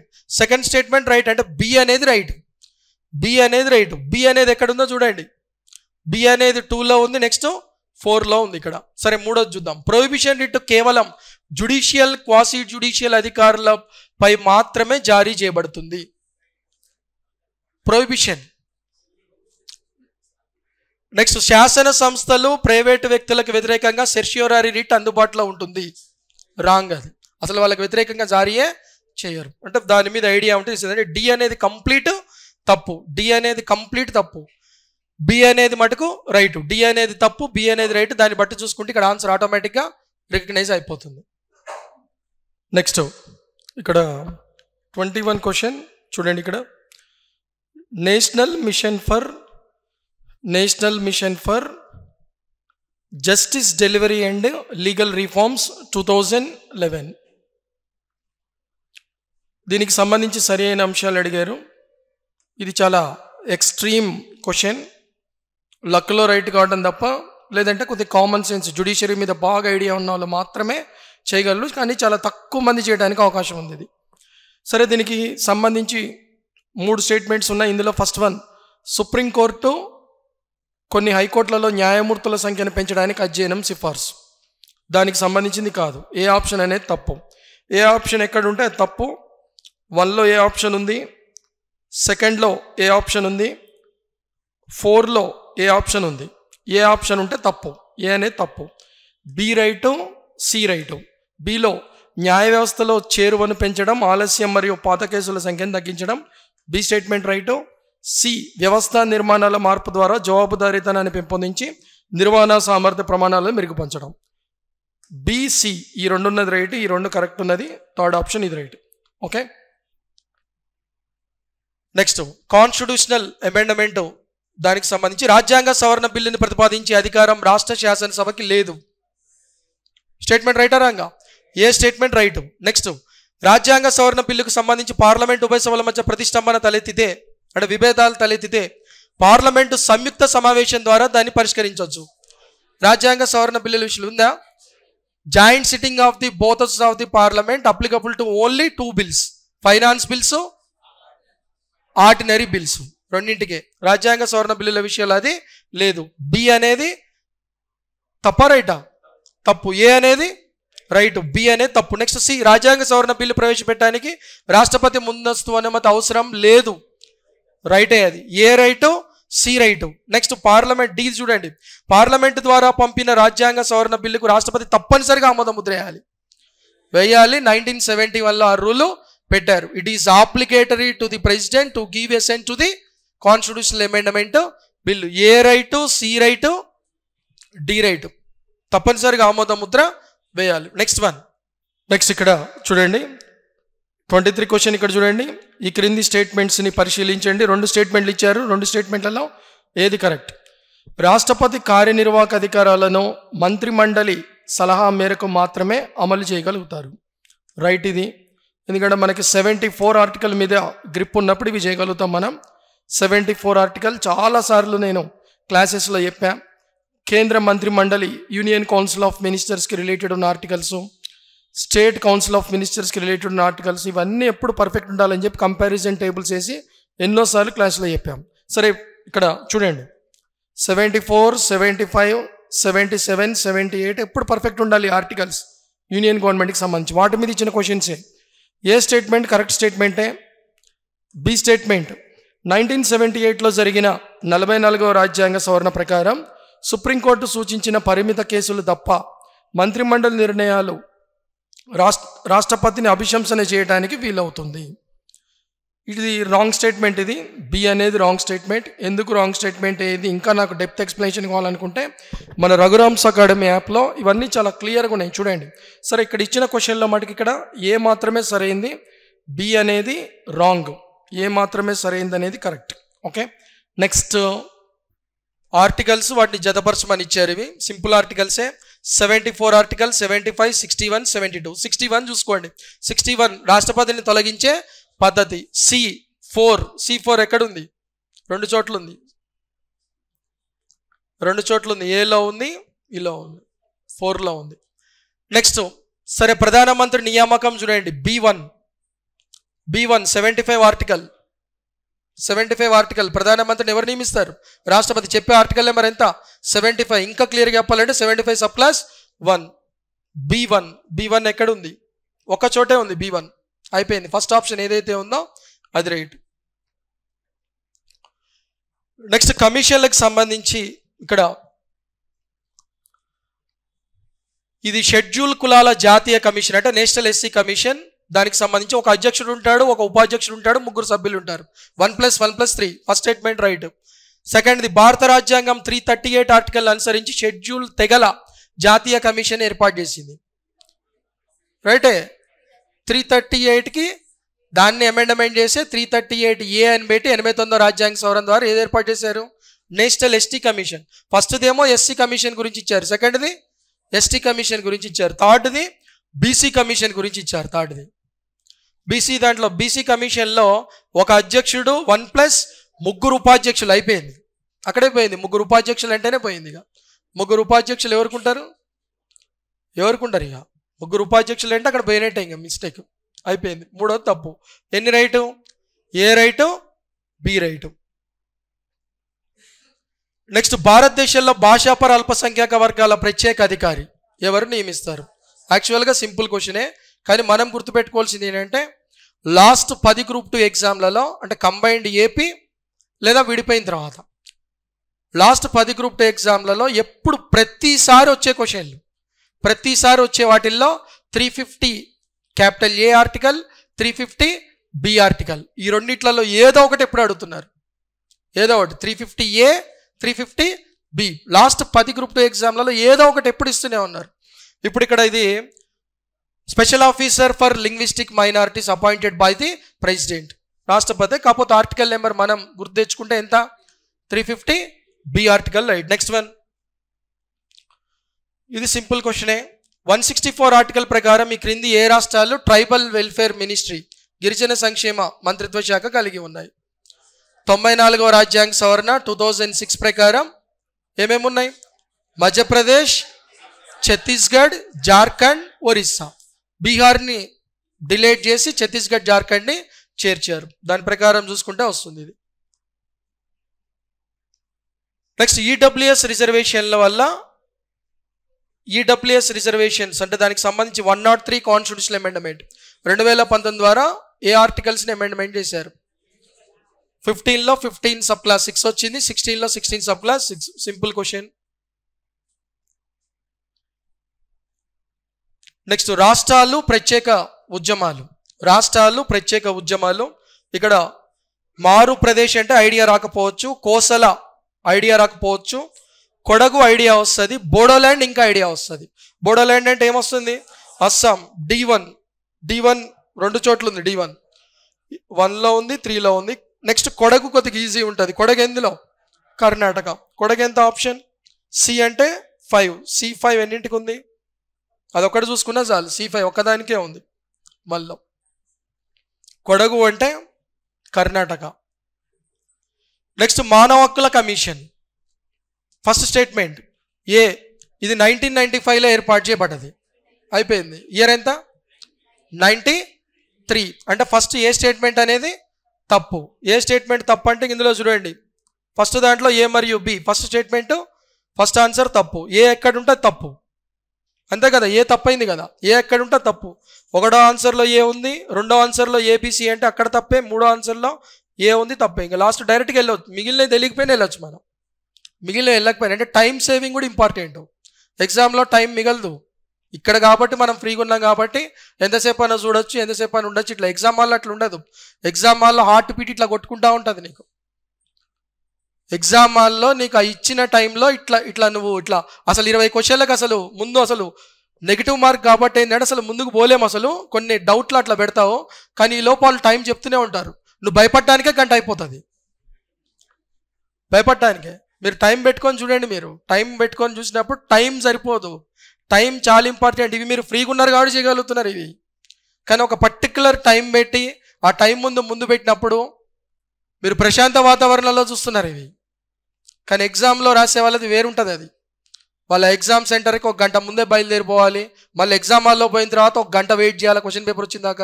అది వచ్చిన తర్వాత మొత్తం ఇట్లా కనబడుతుంటాయి. ఇంకా అట్నుంచి ఇట్నుంచి ఆ మొత్తం తిరిగి ఇదంతా అయ్యేలోపు ఒక్కోసారి కళ్ళు 2 ఆన్సర్లు కనబడుతుంటాయి. తాడు పాము అవుతుంది, పాము తాడవుతుంది. అంటే వచ్చినవే చెప్పేది ఇవి. ఈ సైకాలజీ చాలా ఇంపార్టెంట్. అంటే స్ట్రెంత్, మానసికమైన స్ట్రెంత్ అనేది చాలా ఇంపార్టెంట్ ఎగ్జామ్కి. వచ్చినవే పోతాయి అవి. మీరు ఆశ్చర్యపోతారు. అవి ఇంత ఈజీ పిట్టు నేను ఎట్లా తప్పు పెట్టా అని చెప్పి నమ్మలేరు మిమ్మల్ని మీరు.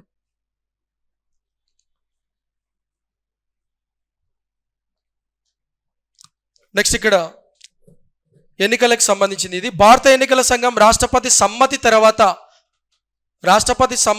అంటే ప్రెసిడెంట్ కన్సెంట్ తర్వాత ప్రతి రాష్ట్రానికి లోక్సభ స్థానాలు కేటాయించే విధానాన్ని నిర్ణయించే అధికారం కలిగి ఉంది. అది డీలిమిటేషన్ కమిషను, దాని లెసను, ఆ టాపిక్ మీద ఐడియా ఉండాలి. రాష్ట్రపతి ప్లేస్లో డీలిమిటేషన్ అని ఉంటే రైట్. అది ఫస్ట్ ఏ ఆప్షన్ రైటా రాంగా? రాంగ్. ఏ స్టేట్మెంట్ అయితే రాంగు, రాష్ట్రపతి ప్లేస్లో డీలిమిటేషన్ ఉండాలి.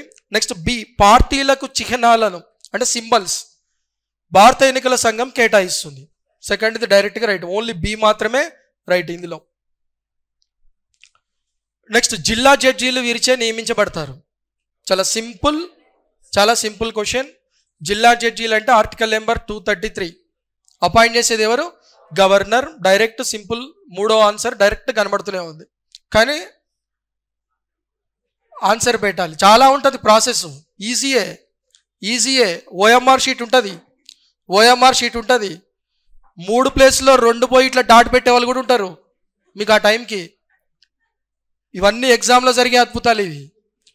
3లో పెట్టాలి నువ్వు ఆన్సరు, కానీ 2లో ఇట్లా పెన్ ఇట్లా టచ్ అవుతుంది, అబ్బా ఇది కాదు అనుకుంటా, కానీ ఆల్రెడీ ఇక్కడ డాట్ పడి ఉంటుంది ఇక్కడ. అది ఎప్పటిదాకా నేను వేధిస్తుంది అంటే అది మామూలుగా ఉంటుంది. అది ఇవన్నీ జరుగుతాయి ఎగ్జామ్లో.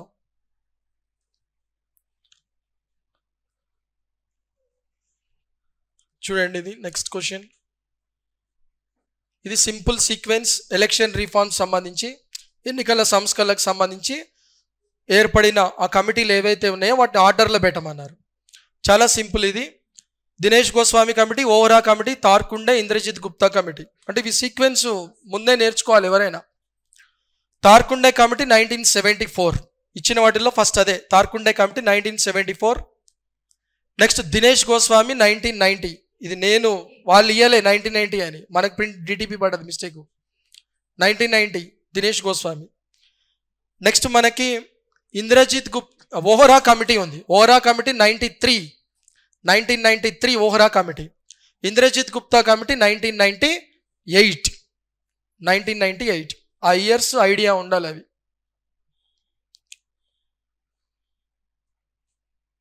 నెక్స్ట్ ఈవీఎంల మీద క్వశ్చన్ ఇది. చూడండి, ఇది ఏ ఆప్షన్? ఈవీఎం మొదటిసారిగా 1977లో రూపొందించబడ్డది, 1982లో రూపొందించబడ్డది. 1977 కాదు, ఏ ఇయర్లో?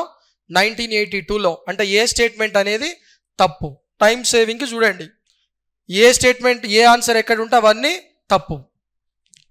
ఒకటో ఆప్షన్లో ఏమిచ్చారు? ABD, first answer wrong. సెకండ్లో ఏ ఉందా లేదా? ABC wrong. 3లో ఏ ఎక్కడ లేదు, 4లో మళ్ళీ ఏసిడి అయిపోయింది. ఇక 3 కరెక్ట్ ఆన్సర్. ఒకటి తెలిసి చాలు, ఇక మిగిలే అవసరం లేదు. ఇక ఏ తప్పు, ఏ స్టేట్మెంట్ తప్పు. ఇచ్చిన వాటిల్లో ఎన్ని స్టేట్మెంట్లలో ఉంది ఏ? టైం సేవింగ్ చెప్పే కదా ఇంపార్టెంట్ అని చెప్పి, ఇక మిగిలిన ఆలోచించాల్సిన అవసరం లేదు ఇక. ఎందుకంటే ఎగ్జామ్లో సెన్స్ వాడాలి, లేకపోతే టైం సరిపోదు.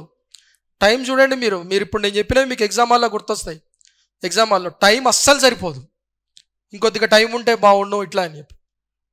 అంత అయిపోయిన తర్వాత కూడా మొన్న ఒక సెంటర్లో జరిగింది తెలంగాణలో, మొన్ననే గ్రూప్ 2ది. అంత అయిపోయింది, ఇంకా 20-30 బబుల్ చేయాలా, టైం అయిపోయింది, ఇక పేపర్లు ఇవ్వండి అని ఇన్విజిలేటర్ చెప్పిన తర్వాత బబుల్ చేయడం స్టార్ట్ చేసినారు. కాలేదు, వాళ్ళు వచ్చి ఈ పేపర్ ఇచ్చి చెప్పి అంటున్నారు. లేదు దిద్దాలని చెప్పి ఇట్లా అనుకొని చివరికి ముక్కలైంది. అది లాక్కున్నారు ఇద్దరు, పెద్ద గొడవ, అది చినిగిపోయింది. అది ఆ ఓఎంఆర్ షీట్ ఉంది కదా, ఆమెమో లాక్కోవటం, ఇవేమో ఈయన అంటాం. ఇక ఇద్దరు లేడీసే. మీకు ఇక్కడ మున్సిపాలిటీలకు సంబంధించి రండి, డిఫరెంట్ క్వశ్చన్. ఇది డిఫరెంట్ క్వశ్చనే ఉన్న దాంట్లో. పాలిటీ పేపర్లో కొద్దిగా చేయలేనిది కొద్దిగా ఎవరన్నా ఉంటే ఈ క్వశ్చన్ దగ్గర రాగుండొచ్చు. మున్సిపాలిటీని అంటే కరెక్ట్ ఆన్సర్సే అడుగుతున్నారు, ఏవి సరైనవని. ఏ స్టేట్మెంట్? మున్సిపాలిటీని రద్దు చేసే ముందు ఆ మున్సిపాలిటీ వాదనలు వినడానికి తగినంత సమయం ఇవ్వవలసి ఉంటుంది. అంటే ఏదన్నా మున్సిపాలిటీని ఎబాలిష్ చేయాలంటే మా మున్సిపాలిటీని ఎందుకు మీరు రద్దు చేస్తున్నారని చెప్పి వాళ్ళు ఒక వర్షన్ చెప్పుకునేది ఉంటుంది. అది దానికోసం కొద్దిగా టైం ఇవ్వవలసి ఉంటుందని ఇచ్చారు ఫస్ట్ స్టేట్మెంట్, రైట్. అది ఫస్ట్ది. నెక్స్ట్, అమలులో ఉన్న ఏ చట్టానికి సవరణ అయినా 5 సంవత్సరాల పదవీ కాలం ముగిసేలోపు మున్సిపాలిటీని రద్దు చేయదు. యాక్చువల్గా తెలుగు ట్రాన్స్లేషన్ కొద్దిగా ఇబ్బంది ఉంది, చాలామందికి అది అర్థం కాదు. అది ఆ టైంలో అర్థం కాదు ఎగ్జామ్లో, దీన్ని వదిలిపెట్టి తర్వాత చూసుకుందాం అనుకుంటారు ఇది. కానీ దాని అర్థం ఏంటంటే మున్సిపాలిటీ యొక్క కాల పరిమితి 5 years అయితే దాన్ని క్యాన్సిల్ చేయడం కుదరదు, మధ్యలో దాన్ని క్యాన్సిల్ చేయడం కుదరదు. దాన్ని అట్లా క్యాన్సిల్ చేయడానికి ఏ రూల్ కూడా ఒప్పుకోదు. ఇది యాక్చువల్గా దాన్ని వాళ్ళు లైన్గా ఫ్రేమ్ చేసేటప్పటికి చాలా కన్ఫ్యూజ్ అవుతారు దాన్ని అర్థం చేసుకునే లోపు. కానీ ఇచ్చిన దాని ప్రకారం అయితే 2 స్టేట్మెంట్లు కూడా కరెక్టే ఇది. ఇది మన యాప్లో మళ్ళీ క్వశ్చన్ పేపర్ ఈ కీ అంతా అవైలబుల్ ఉంటుంది, ఇంగ్లీషు తెలుగు, మీరు తర్వాత చూసుకోవచ్చు. Next 36 question. BP Jeevan Reddy committee ఈవీఎంలలో నన్ ఆఫ్ ది అబోవ్ ఎంపికను సూచించింది. A option complete wrong. Jeevan రెడ్డికి ఈవీఎంలకు సంబంధం లేదు. ఏ అనేది రాంగ్ కాబట్టి సేమ్ ఇందాకటి లాజిక్. ఏ అనేది ఎక్కడుందో ఇక్కడ చూడండి. ఫస్ట్ ఆన్సర్లో ఏబిసి కల్పించారు, తప్పది. 2 ఏబి తప్పు, ఏ ఎక్కడ ఉంటే తప్పు, బీసీ అనేది కరెక్ట్. ఇంకంతే, ఇంకా ఫస్ట్ది ఇక ఎక్కువ టైం వేస్ట్ చేసుకోవద్దు ఇట్లాంటివి. ఇక మిగిలినవన్నీ ఈజీయే కానీ టైం వేస్ట్ అవుతుంది కదా. ఇది ఈవీఎంలను బ్యాలెట్ పేపర్లలో నోటా ఎంపికపై సుప్రీంకోర్టు ఒక తీర్పు ఇచ్చింది. అవును, 2013లో ఒక జడ్జిమెంట్ ద్వారానే ఇచ్చారు. సుప్రీంకోర్టు ఒక జడ్జిమెంట్ ద్వారానే ఇచ్చింది, రైట్. అది పబ్లిక్ ఇంట్రెస్ట్ లిటిగేషన్, ప్రజా ప్రయోజన అవాజ్యం ద్వారానే ఇట్లాంటివన్నీ ఇచ్చారు, రైటే. కానీ అంత టైం ఎందుకు వేస్ట్ చేసుకోవటం.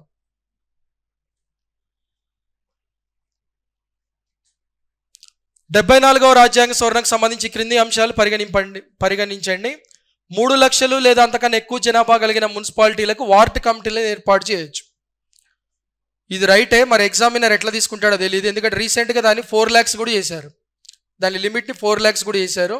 అది ఎగ్జామినర్ ఎట్లా తీసుకునేది ఇక తెలియదు మనకు అది. నెక్స్ట్, వార్డ్ కమిటీ కూర్పును రాష్ట్ర శాసనసభలు నిర్ణయిస్తాయి. బి రైటే. మెట్రోపాలిటన్ ప్రాంతం 10 లక్షల కన్నా ఎక్కువ ఉంటే మెట్రోపాలిటన్ అంటారు, రైటే. మున్సిపాలిటీలో నియామక పద్ధతి ద్వారా కూడా స్థానాలు భర్తీ చేయొచ్చు, రైటే. ఇవన్నీ రైటే. ఇచ్చిన దాని ప్రకారం అయితే ఏబిసిడి అంటే 3 లక్షలు కూడా రైట్. అది ఎట్లా తీసుకునే తెలియదు. అది 4 lakhs పెంచారు వాడి దగ్గర, మరి అది అప్డేట్ వాడు ఎట్లా అనుకుంటున్నాడో తెలియదు మనకి. బీసీడీ అయితే రైటు, బీసీడీ రైటు. ఏ కూడా 50-50 ఛాన్సెస్. అది ఎగ్జామినర్ కోర్టులో ఉంది. అది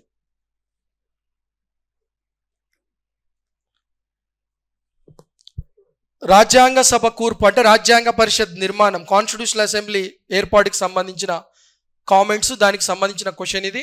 ఏ స్టేట్మెంట్. క్యాబినెట్ మిషన్ ప్రణాళిక రూపొందించిన పథకం ఆధారంగా రాజ్యాంగ సభను ఏర్పాటు చేశారు, రైటే.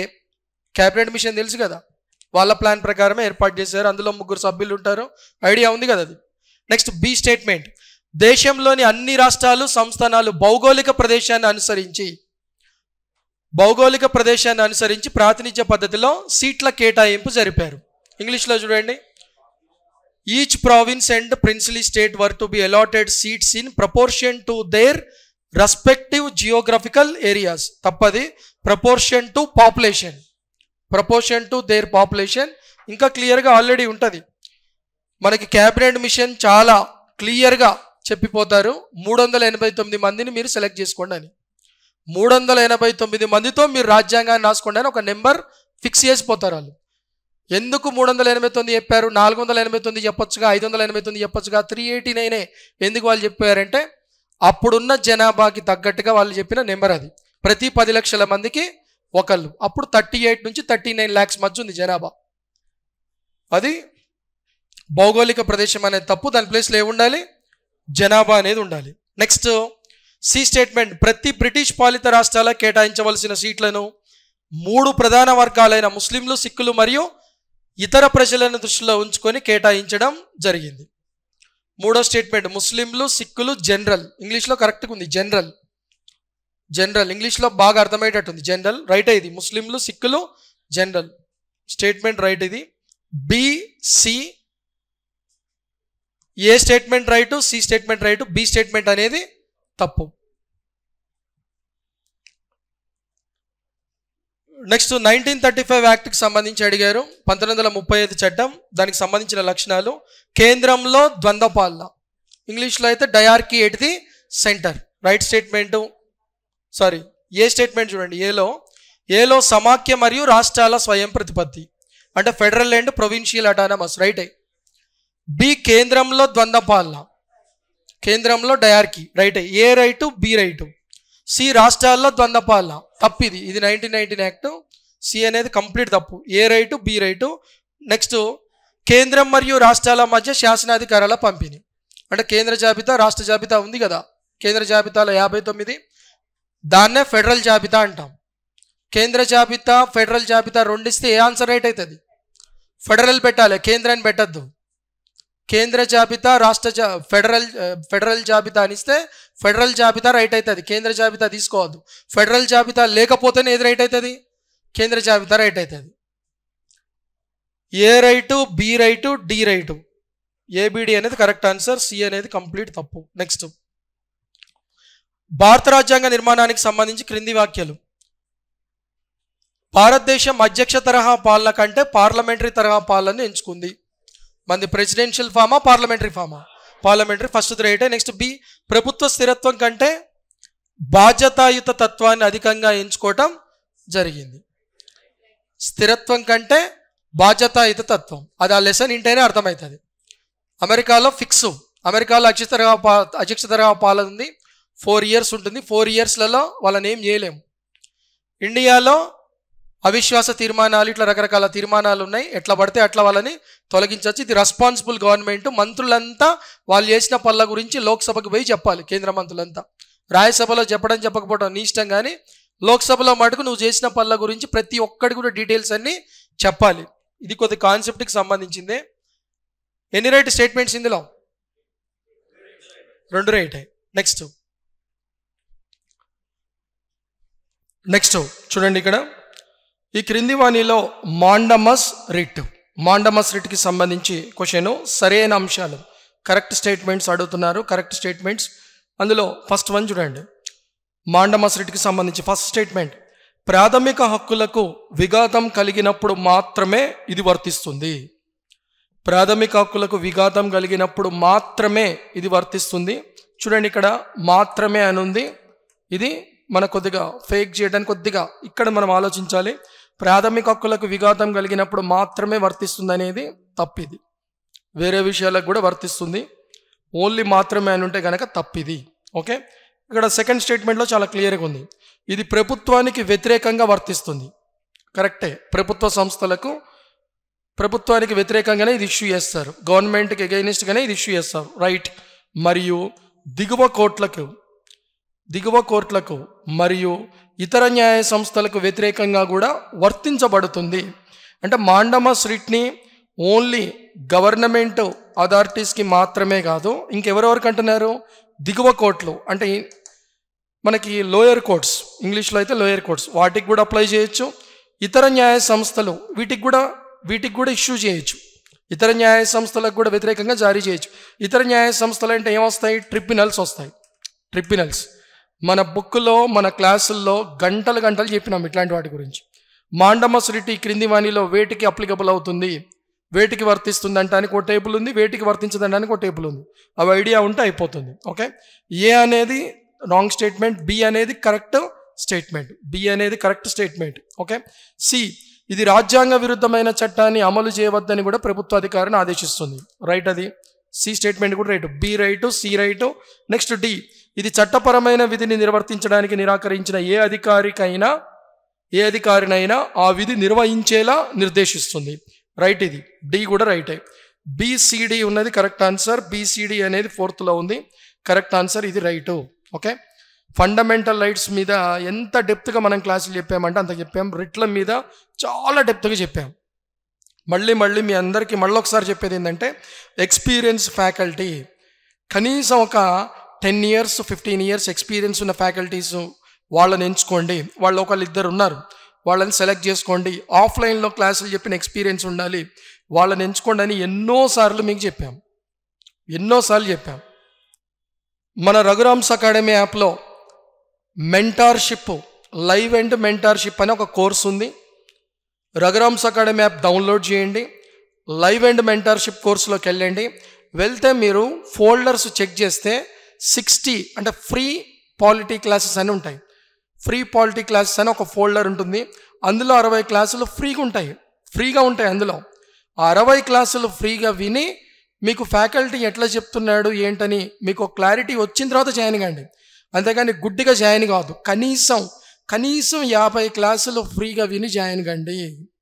50 క్లాసులు ఫ్రీగా వినండి. 50 క్లాసులు ఫ్రీగా వింటేనే మీకు ఆ ఫ్యాకల్టీ ఏంటనేది తెలుస్తుంది. అంతేగాని 4-5 క్లాసులకి 10 క్లాసులకి తెలియదు. కనీసం ఒక 50 క్లాసులు వినండి. నేను మళ్ళీ మీకు చెప్తున్నా. ఓకే, అట్లనే సరే, తెలంగాణ వాళ్ళకంటే అయిపోయింది. ఎగ్జామ్ ఇప్పుడు గ్రూప్ 2 ఇది అయిపోయింది. ఏపీపీఎస్సీ వాళ్ళకి నెక్స్ట్ గ్రూప్ 2 ఎగ్జామ్ ఉంది.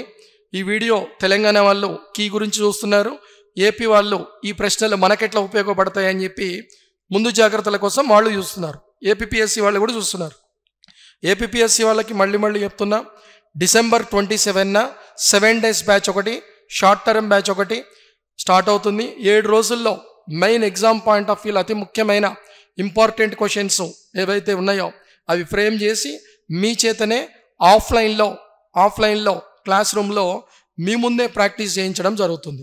7 days ఆ ప్రోగ్రామ్కి మీరు అటెండ్ అయితే ఇన్ని రోజులు మీరు చదివింది సరే పక్కన పెట్టినా కూడా ఎగ్జామ్ పాయింట్ ఆఫ్ వ్యూలో చాలా యూజ్ అవుతుంది. అతి ముఖ్యమైన అంశాలు వాటిని క్వశ్చన్స్గా ఫ్రేమ్ చేసి 7 రోజులు మీకు ఆ పేపర్ ఇచ్చి దాని ఎక్స్ప్లెనేషన్ చెప్తూ ఎగ్జామ్లో అతి ముఖ్యమైనవి షార్ట్కట్లో మీకు సిలబస్ కంప్లీట్ అయ్యే విధంగా డిజైన్ చేయబడిన ప్రోగ్రామ్. ఎంప్లాయీస్కి ఇది చాలా యూస్ఫుల్ అవుతుంది.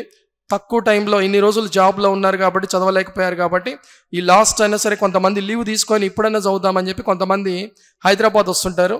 ఈ ఆఫ్లైన్ బ్యాచ్ని యూజ్ చేసుకోండి. December 27న బ్యాచ్ స్టార్ట్ అవుతుంది. 25th లోపు మీరు దానికి సంబంధించి ఫీజ్ పేమెంట్స్ ఏవైతే ఉన్నాయో అవన్నీ కంప్లీట్ చేసుకోవాలి. ఓకే, ఫీజ్ అనేది 5,000 ఉంది ఆఫ్లైన్ బ్యాచ్లో వాళ్ళకి, ఆఫ్లైన్లో వినే వాళ్ళకి 5,000 ఉంది ఫీజు.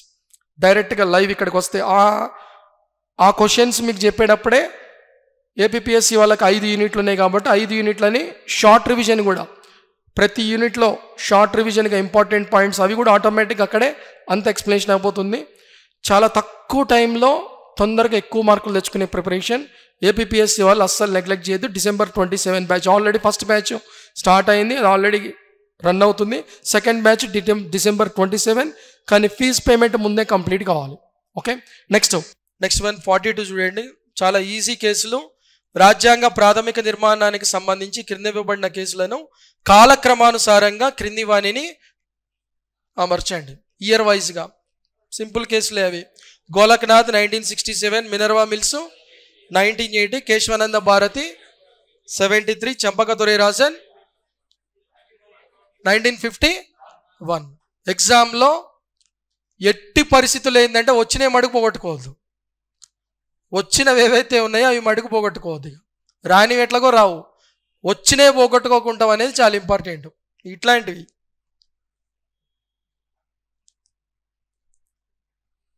రాజ్యాంగ పరిషత్ కమిటీలు జతపరచమంటాం. ఇది కూడా చాలా సింపుల్ బేసిక్ క్వశ్చన్. ఇది స్టార్టింగ్లో ఉండేదే.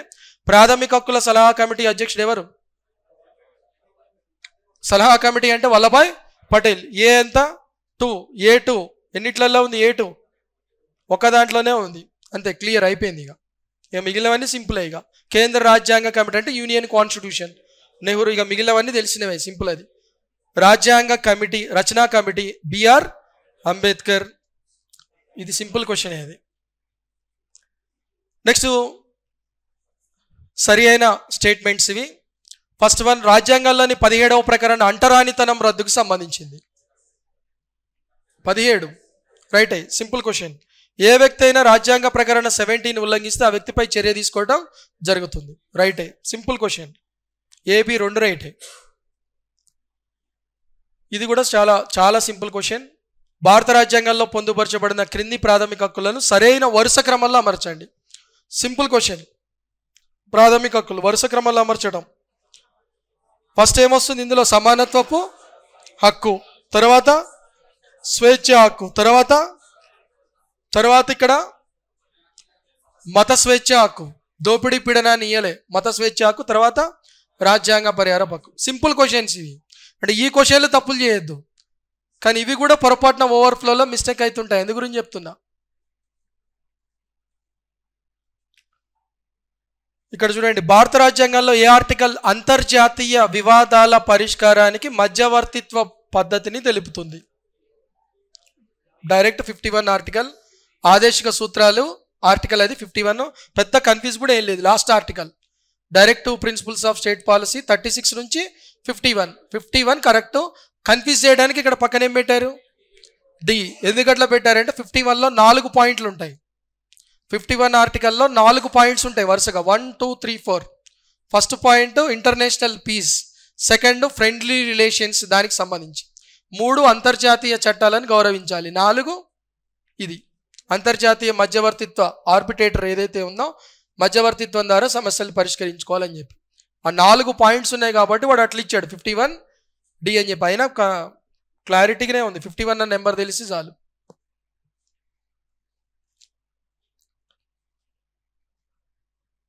నెక్స్ట్ ప్రాథమిక హక్కులకు సంబంధించి సరి అయిన అంశాలు. ఫస్ట్ వన్, ఇవి స్వాభావికంగా నిరపేక్షమైనవి. ఇవి చదువు ఉండాలి మనం. ఇది పర్టికులర్గా స్ట్రెస్ చేసి వాటి మీద ఐడియా ఉండాలి. ఫండమెంటల్ రైట్స్ ఆర్, ఇంగ్లీష్లో అయితే fundamental rights are absolute in nature అని ఇచ్చారు ఏలో. ప్రాథమిక హక్కులు నిరపేక్షమైనవి. స్టేట్మెంట్ రైట్ రంగా నిరపేక్షమైనవి కావు. ఆ కాన్సెప్ట్ ఐడియా ఉండాలి. Fundamental rights are non absolute, నిరపేక్షమైనవి కావు.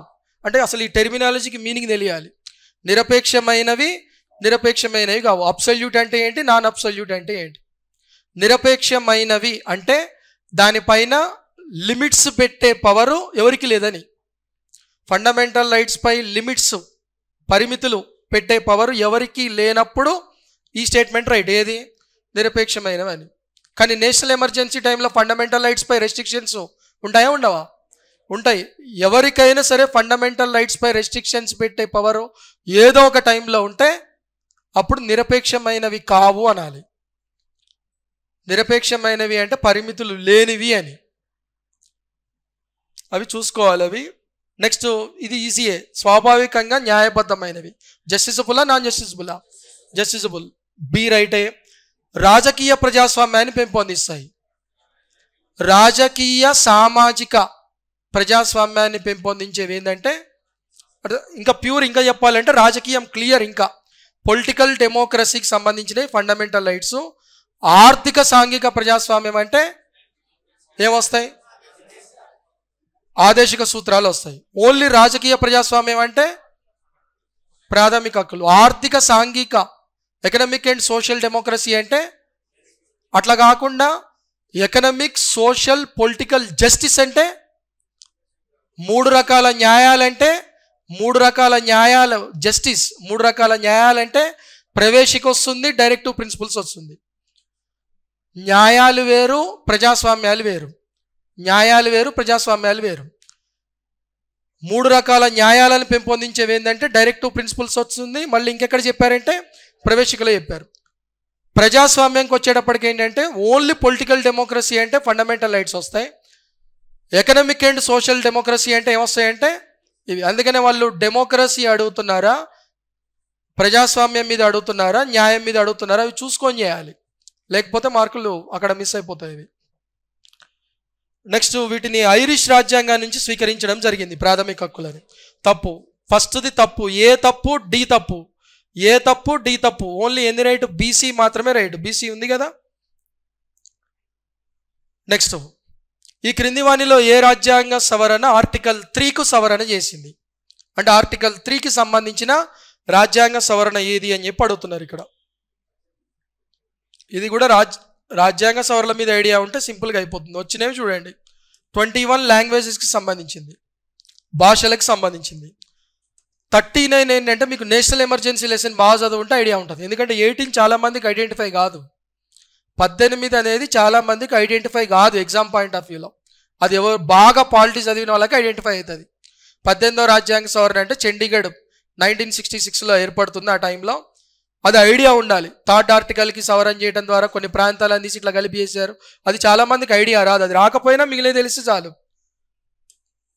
21 లాంగ్వేజెస్, 39 నేషనల్ ఎమర్జెన్సీ దగ్గర ఉంటుంది. 38 ఆర్టికల్, 39 ఆర్టికల్ నేషనల్ 39, 38 2 రాజ్యాంగ సవరణలు నేషనల్ ఎమర్జెన్సీకి సంబంధించినవి. దాని మీద ఒక లెసన్, ఒక టాపిక్ ఎక్స్ప్లెనేషన్ చాలా ఉంటుంది. అది రాష్ట్రపతి, ఉపరాష్ట్రపతి, లోక్సభ స్పీకర్లను ఏ కోర్టులో కూడా సవాల్ చేయరాదని చెప్పి దానికి సంబంధించిన రాజ్యాంగ సవరణ. అది కొద్దిగా లెసన్ ఎమర్జెన్సీ మీద చదువుతాం కాబట్టి ఇది ఫోకస్ ఉంటుంది. 32వ రాజ్యాంగ సవరణ ఏపీ వాళ్ళకి ఏపీ హిస్టరీలో, తెలంగాణ వాళ్ళకి తెలంగాణ హిస్టరీలో ఉంటుంది. అది 6 సూత్రాల పథకం ఏపీ హిస్టరీలో ఉంది. తెలంగాణ వాళ్ళకి తెలంగాణ అసలు ఒక ఉద్యమాన్ని ఒక పేపరే ఉంది. అది ఈ 3 వాటికి సంబంధించి 18 ఆటోమేటిక్ ఏమైపోతుంది? 3rd article. చండీగఢ్ కేంద్రపాలిత ప్రాంతం ఉంది కదా, పంజాబ్లో ఉన్న కొన్ని ప్రాంతాలను తీసే ఏ రాష్ట్రాన్ని ఏ కేంద్రపాలిత ప్రాంతం ఏర్పాటు చేశారు? చండీగఢ్. అట్లా చూసుకున్నా కూడా ఐడియా ఉంటుంది. అది థర్డ్ ఆర్టికల్ రిలేటెడ్ కొన్ని అంశాలు రాశారు.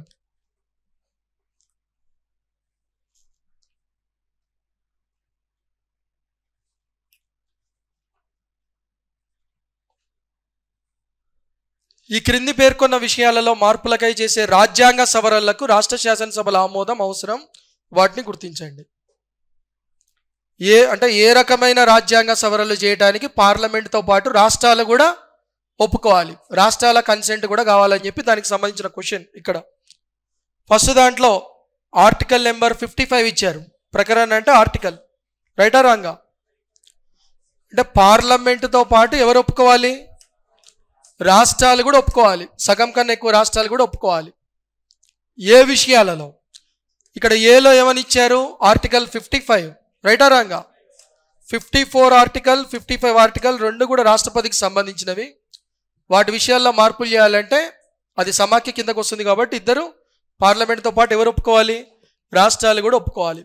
నెక్స్ట్ బిలో ఇచ్చారు ఇంకోటి, భాగము ఎంత? ఇది భాగము 4లోని 4 కాదు, మొదటి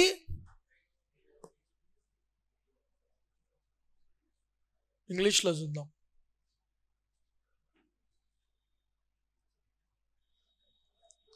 చాప్టర్ 4 ఆఫ్ పార్ట్ 5 ఇంగ్లీష్లో కరెక్ట్గా ఉంది. చాప్టర్ 4 ఆఫ్ పార్ట్ 5 అంటే 5వ భాగంలోని 4వ అధ్యాయం తెలుగులో.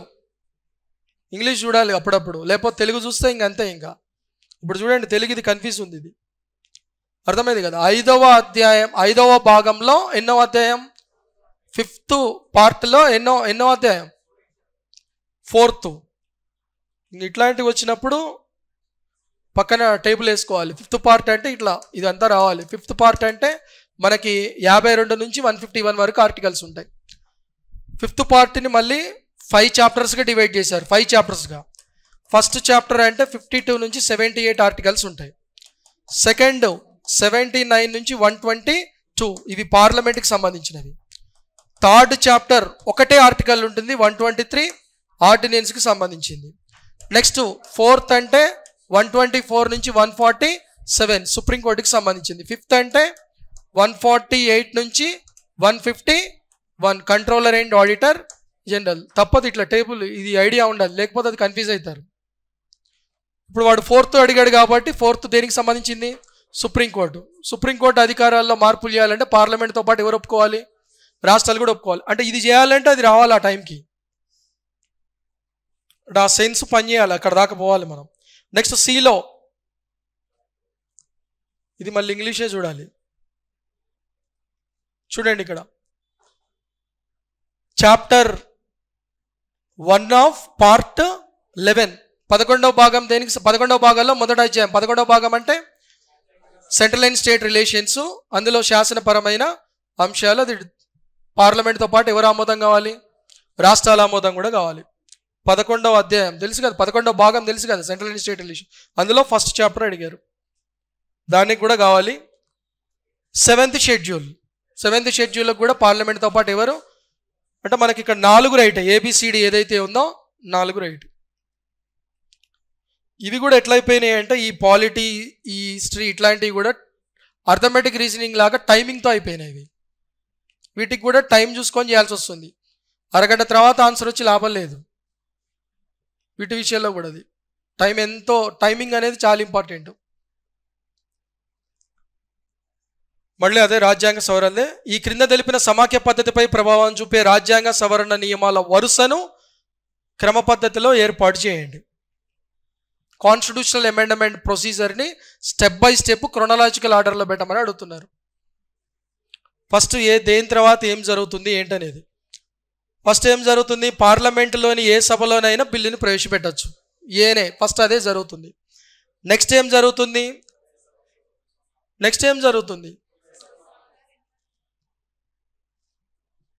డీలో ఉన్నది, ఉభయ సభల సమావేశాల్లో 2/3 వంతు సభ్యులు హాజరై ఓటింగ్లో పాల్గొని మొత్తం సభ్యుల సంఖ్యలో అంటే మెజారిటీ రావాలి.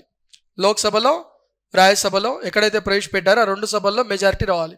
సెకండ్ స్టెప్ అదే. First step A, second step D, third step రాష్ట్రాల ఆమోదానికి పంపిస్తారు. అంటే థర్డ్ స్టెప్ ఎంత ఉంది, బి ఉంది. లాస్ట్ స్టెప్ రాష్ట్రపతి ఆమోదం. అంటే ఏడిబిసి, ఏడిబిసి ఆ ప్రొసీజర్ అడిగారు. ఇవి మనకి ఓవరాల్గా అంటే తెలంగాణ పరంగా అయితే సరే ఓవరాల్గా అంటే మనం 84 క్వశ్చన్స్ వరకు చూసాం మనం. సరే ఆ 84 పక్కన పెట్టండి. అవి ఇక్కడ ప్యూర్ పాలిటీ 50 ఏదైతే ఉందో ఈ 50లో కొద్దిగా బాగా పాలిటీ మీద ఐడియా ఉన్న వాళ్ళు 44 వరకు చేయగలుగుతారు, 44 వరకు రాగలుగుతారు. 44 వరకు అంటే వాళ్ళు సెన్స్తో పెట్టేవి. అంటే ఏమి అంటే బాగా కొద్దిగా మంచి సబ్జెక్ట్ ఉన్న వాళ్ళు 50కి 44 చేయగలుగుతారు ఆన్సర్స్. మిగిలిన ఒక 2-3 లక్కలు అంటే 44 రైట్ అయితే, 44 క్యాండిడేట్ ఎబిలిటీ వల్ల రైట్ అయితే ఒక 3 లక్కలో రైట్ కావడానికి అవకాశం ఉంటుంది. కానీ అదేది ఇప్పుడు నేను చెప్పేది అది డైరెక్ట్గా పాలిటీ పేపర్ ముట్టుకుంటే. హిస్టరీ ముట్టుకొని హిస్టరీ చాలా టఫ్ వచ్చింది. హిస్టరీ కానీ ఇంకా సొసైటీ కానీ ఎక్కడన్నా టచ్ చేసి పాలిటీకి వచ్చేటప్పటికి ఆ ఎబిలిటీ తగ్గిపోతుంది. అది తగ్గిపోతుంది. ఎందుకు అంత చేంజ్ ఉంటుందా అంటే చేంజ్ ఉంటుంది. ఎందుకంటే నీ బ్రెయిన్ చెప్పే కదా ముందే దాన్ని ఒక ఫార్మాట్లో మార్చేస్తాయి. అవి ఏ సరైంది, బి మాత్రమే సరైంది అని చెప్పి ఆ లాజిక్స్ నువ్వు ఆలోచించుకుంటూ తెలిసిన దాన్ని కూడా తప్పు పెట్టే ఆ బ్రెయిన్ సైకాలజీ నీకు ఆల్రెడీ డెవలప్ అయిపోతుంది అవి చూసేటప్పటికి. అవి ఆ 2 టచ్ చేసి ఇటు వచ్చేటప్పటికి ఏమవుతుంది అంటే 50కి 44 రైట్ కావాల్సినోడు చివరికి అక్కడికి వచ్చేటప్పటికి 39కి వచ్చేస్తాడు. ఇక 39కి తగ్గిపోతుంది. అది ఫస్ట్ దేన్ని ముట్టుకుంటున్నాం అనేది చాలా ఇంపార్టెంట్. అది చాలా కీలక పాత్ర వహిస్తుంది. చాలామంది ఏమనుకుంటారంటే కొంతమందికి పాలిటీ బాగొచ్చు, హిస్టరీ కొద్దిగా తక్కువ వచ్చు. సైకాలజీ ఏముంటుందంటే పాలిటీ వచ్చిందే కదా తర్వాత చూద్దాం అనుకుంటారు, ఈలోపు హిస్టరీ పీట్లు చూద్దాం అనుకుంటారు. కానీ ఇక్కడ నీకు ఒక సైకాలజీ ఆల్రెడీ వాడు అలవాటు చేసేస్తాడు మొత్తం. నిన్ను ఒకలాంటి ట్రాప్లో ఇరికిచ్చేస్తారు. నేను ఇటు నుంచి అటు పోయేటప్పటికి వేరుంటుంది అది. అందుకనే మీకు ఏదైతే బాగొచ్చో ఫస్ట్ దాని మీదనే వెళ్ళాలి. ఏదైతే బాగొచ్చో అది హిస్టరీ బాగొచ్చో హిస్టరీ మీదనే వెళ్ళండి ఫస్ట్. లేదు పాలిటీ బాగా గ్రిప్ ఉంది అంటే పాలిటీ మీదనే వెళ్ళండి ఫస్ట్. అంతేగాని అది వచ్చి కదా తర్వాత చూసుకుందాం అంటే వచ్చిన బిడ్లు పోతాయి తర్వాత.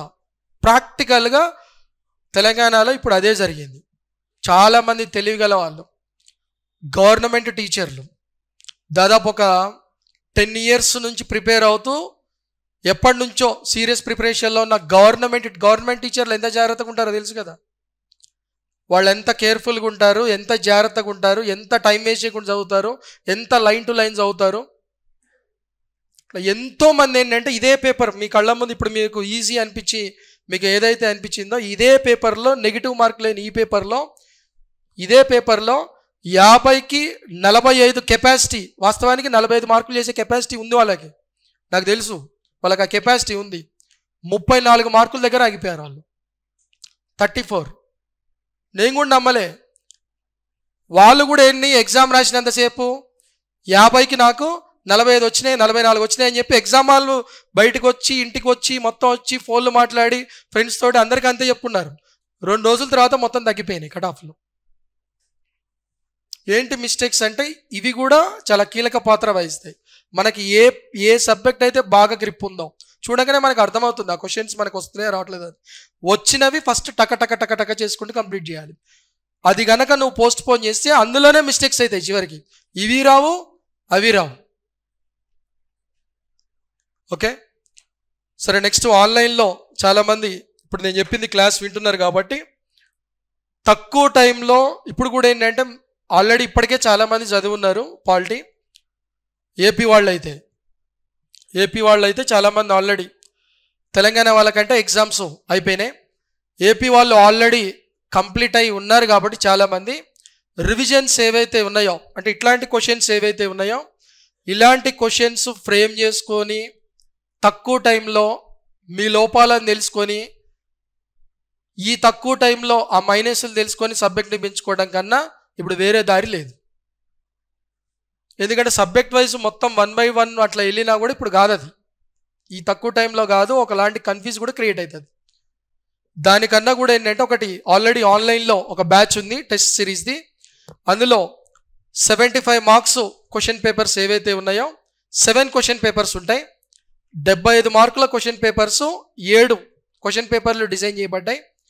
ఆ 75 మార్కుల క్వశ్చన్స్ ఏవైతే ఉన్నాయో వాటికి ఎక్స్ప్లెనేషన్ చెప్పడం ద్వారా 7 పేపర్లు 7 రోజుల్లో టోటల్గా పాలిటీ ఏదైతే ఉందో ఏది ఇంపార్టెంటో ఆ ఇంపార్టెంట్ పాయింట్ దగ్గరికి వెళ్ళిపోతాం. దీనివల్ల యూజ్ ఏంటంటే టైం వేస్ట్ కాదు. ఇంపార్టెంట్ పాయింట్ ఏదైతే ఉందో ఆ పాయింట్ దగ్గరికి వెళ్తాం. ఎగ్జామ్లో కూడా అవే వస్తాయి. ఎగ్జామ్లో కూడా అవే ఇంకా వచ్చేది, ఎందుకంటే ఆ ఏరియా ఇక అవే ఉంటాయి. ఇది ఆన్లైన్ ఎవరైతే ఉన్నారో వాళ్ళకి అది ఆన్లైన్లో అవైలబుల్ ఉంది. దానికి ఒకసారి చూడండి. అట్లనే ఈ పేపర్స్ ఏవైతే ఉన్నాయో ఇంగ్లీష్ మీడియం తెలుగు మీడియం రెండు కూడా బుక్స్ ఏవైతే ఉన్నాయో ఆ బుక్స్ అన్ని పీడిఎఫ్లన్నీ యాప్లో ఓపెన్ ఉన్నాయి. ఇప్పుడు నేను చెప్పిన ప్రతి ఒక్కటి రెఫరెన్స్లు ఆ పేజీలు ఏవైతే ఉన్నాయో మన బుక్లో చూడొచ్చు. ఇవి అప్లోడ్ కూడా చేస్తాం. ఇవి యూట్యూబ్లో చాలామంది ఎవరైతే ఉన్నారో కొంతమంది ప్రిపేర్ అవుతూ క్లాసులు చెప్తున్నారు. ఆయనేమో ప్రిపరేషన్లో ఉంటాడు ఆయన, కానీ యూట్యూబ్లో క్లాసులు చెప్తుంటాడు ఆయన. ఒకవైపు ప్రిపరేషన్, ఇంకోవైపు క్లాసులు. అట్లాంటి బ్యాచ్లు నమ్మి చాలామంది, అంటే యూట్యూబ్ హైజాకర్స్ అంటారు, చాలామంది వాళ్ళ ట్రాప్లో పడి వాళ్ళు ఎక్స్పీరియన్స్ కాదు, వాళ్ళకి అసలు ఆఫ్లైన్లో చెప్పిన అనుభవం లేదు, ఏం లేదు, కానీ యూట్యూబ్లో ఓన్లీ హైలైట్ అయి ఉంటారు. వాళ్ళు స్లైడ్స్ ఏవైతే ఉన్నాయో స్లైడ్స్ పెట్టి ఆ స్లైడ్స్ బేస్ మీద క్లాస్ చెప్తుంటారు. వాళ్ళు 2 రోజుల తర్వాత వాళ్ళకు కూడా గుర్తుంటాం, ఎందుకంటే వాళ్ళు ఓన్లీ కరోనా తర్వాత ఆవిర్భవించిన వర్గం అది. ఓన్లీ స్లైడ్స్ సపోర్ట్తో చెప్పేవాళ్ళు. అది చూసి వాళ్ళకు నిజంగానే నాలెడ్జ్ ఉందనుకొని స్టూడెంట్లు నమ్మి వాళ్ళని ఫాలో అయ్యి ఇప్పుడు తెలంగాణలో అట్లా చాలామంది నిలువున మునిగిపోయారు. కొంతమంది కరెంట్ పాలిటీ అని సపరేట్ కోర్సులు పెట్టారు. అదంతా బ్రెయిన్లోకి ఎక్కించుకొని చివరికి అసలుది చదవడానికి టైం లేకుండా పోయింది వాళ్ళకి. అదొక ప్రోగ్రాం. ఇంకోడేమో స్టూడెంట్ వాళ్ళే ఎగ్జామ్ రాస్తున్నారు, నేను మీ చేత మార్కులు కొట్టిస్తా అని చెప్పి ఒక ప్రోగ్రాం పెట్టారు. అదొక ప్రోగ్రాం. దాన్ని నమ్మి కొంతమంది జాయిన్ అయ్యారు. తీరా వీడికి చూస్తే 50కి 20 కూడా దాటట్లే. వీడికి ఏం చేయాలని చెప్పంటే ఇక అట్లా చాలామంది ఉన్నారు అట్లా. కాబట్టి ఎక్స్పీరియన్స్ ఒకళ్ళిద్దరు ఫ్యాకల్టీలు ఉంటారు, వాళ్ళని లేట్ అయినా సరే సెలెక్ట్ చేసుకొని ఒకే ఒక్కసారి ఛాన్స్ వస్తుంది ఎగ్జామ్ రాసేది. ఎప్పుడో సంవత్సరానికి 2 సంవత్సరాలకి చాలా ఎక్స్పీరియన్స్తో చాలా తెలివిగా ఫ్యాకల్టీని సెలెక్ట్ చేసుకొని ఆ ఒక్కసారి పర్ఫెక్ట్గా మిస్టేక్స్ చేయకుండా చేసుకోండి. మళ్ళీ ఒక వీడియోలో కలుద్దాం. All the best. Right, thank you.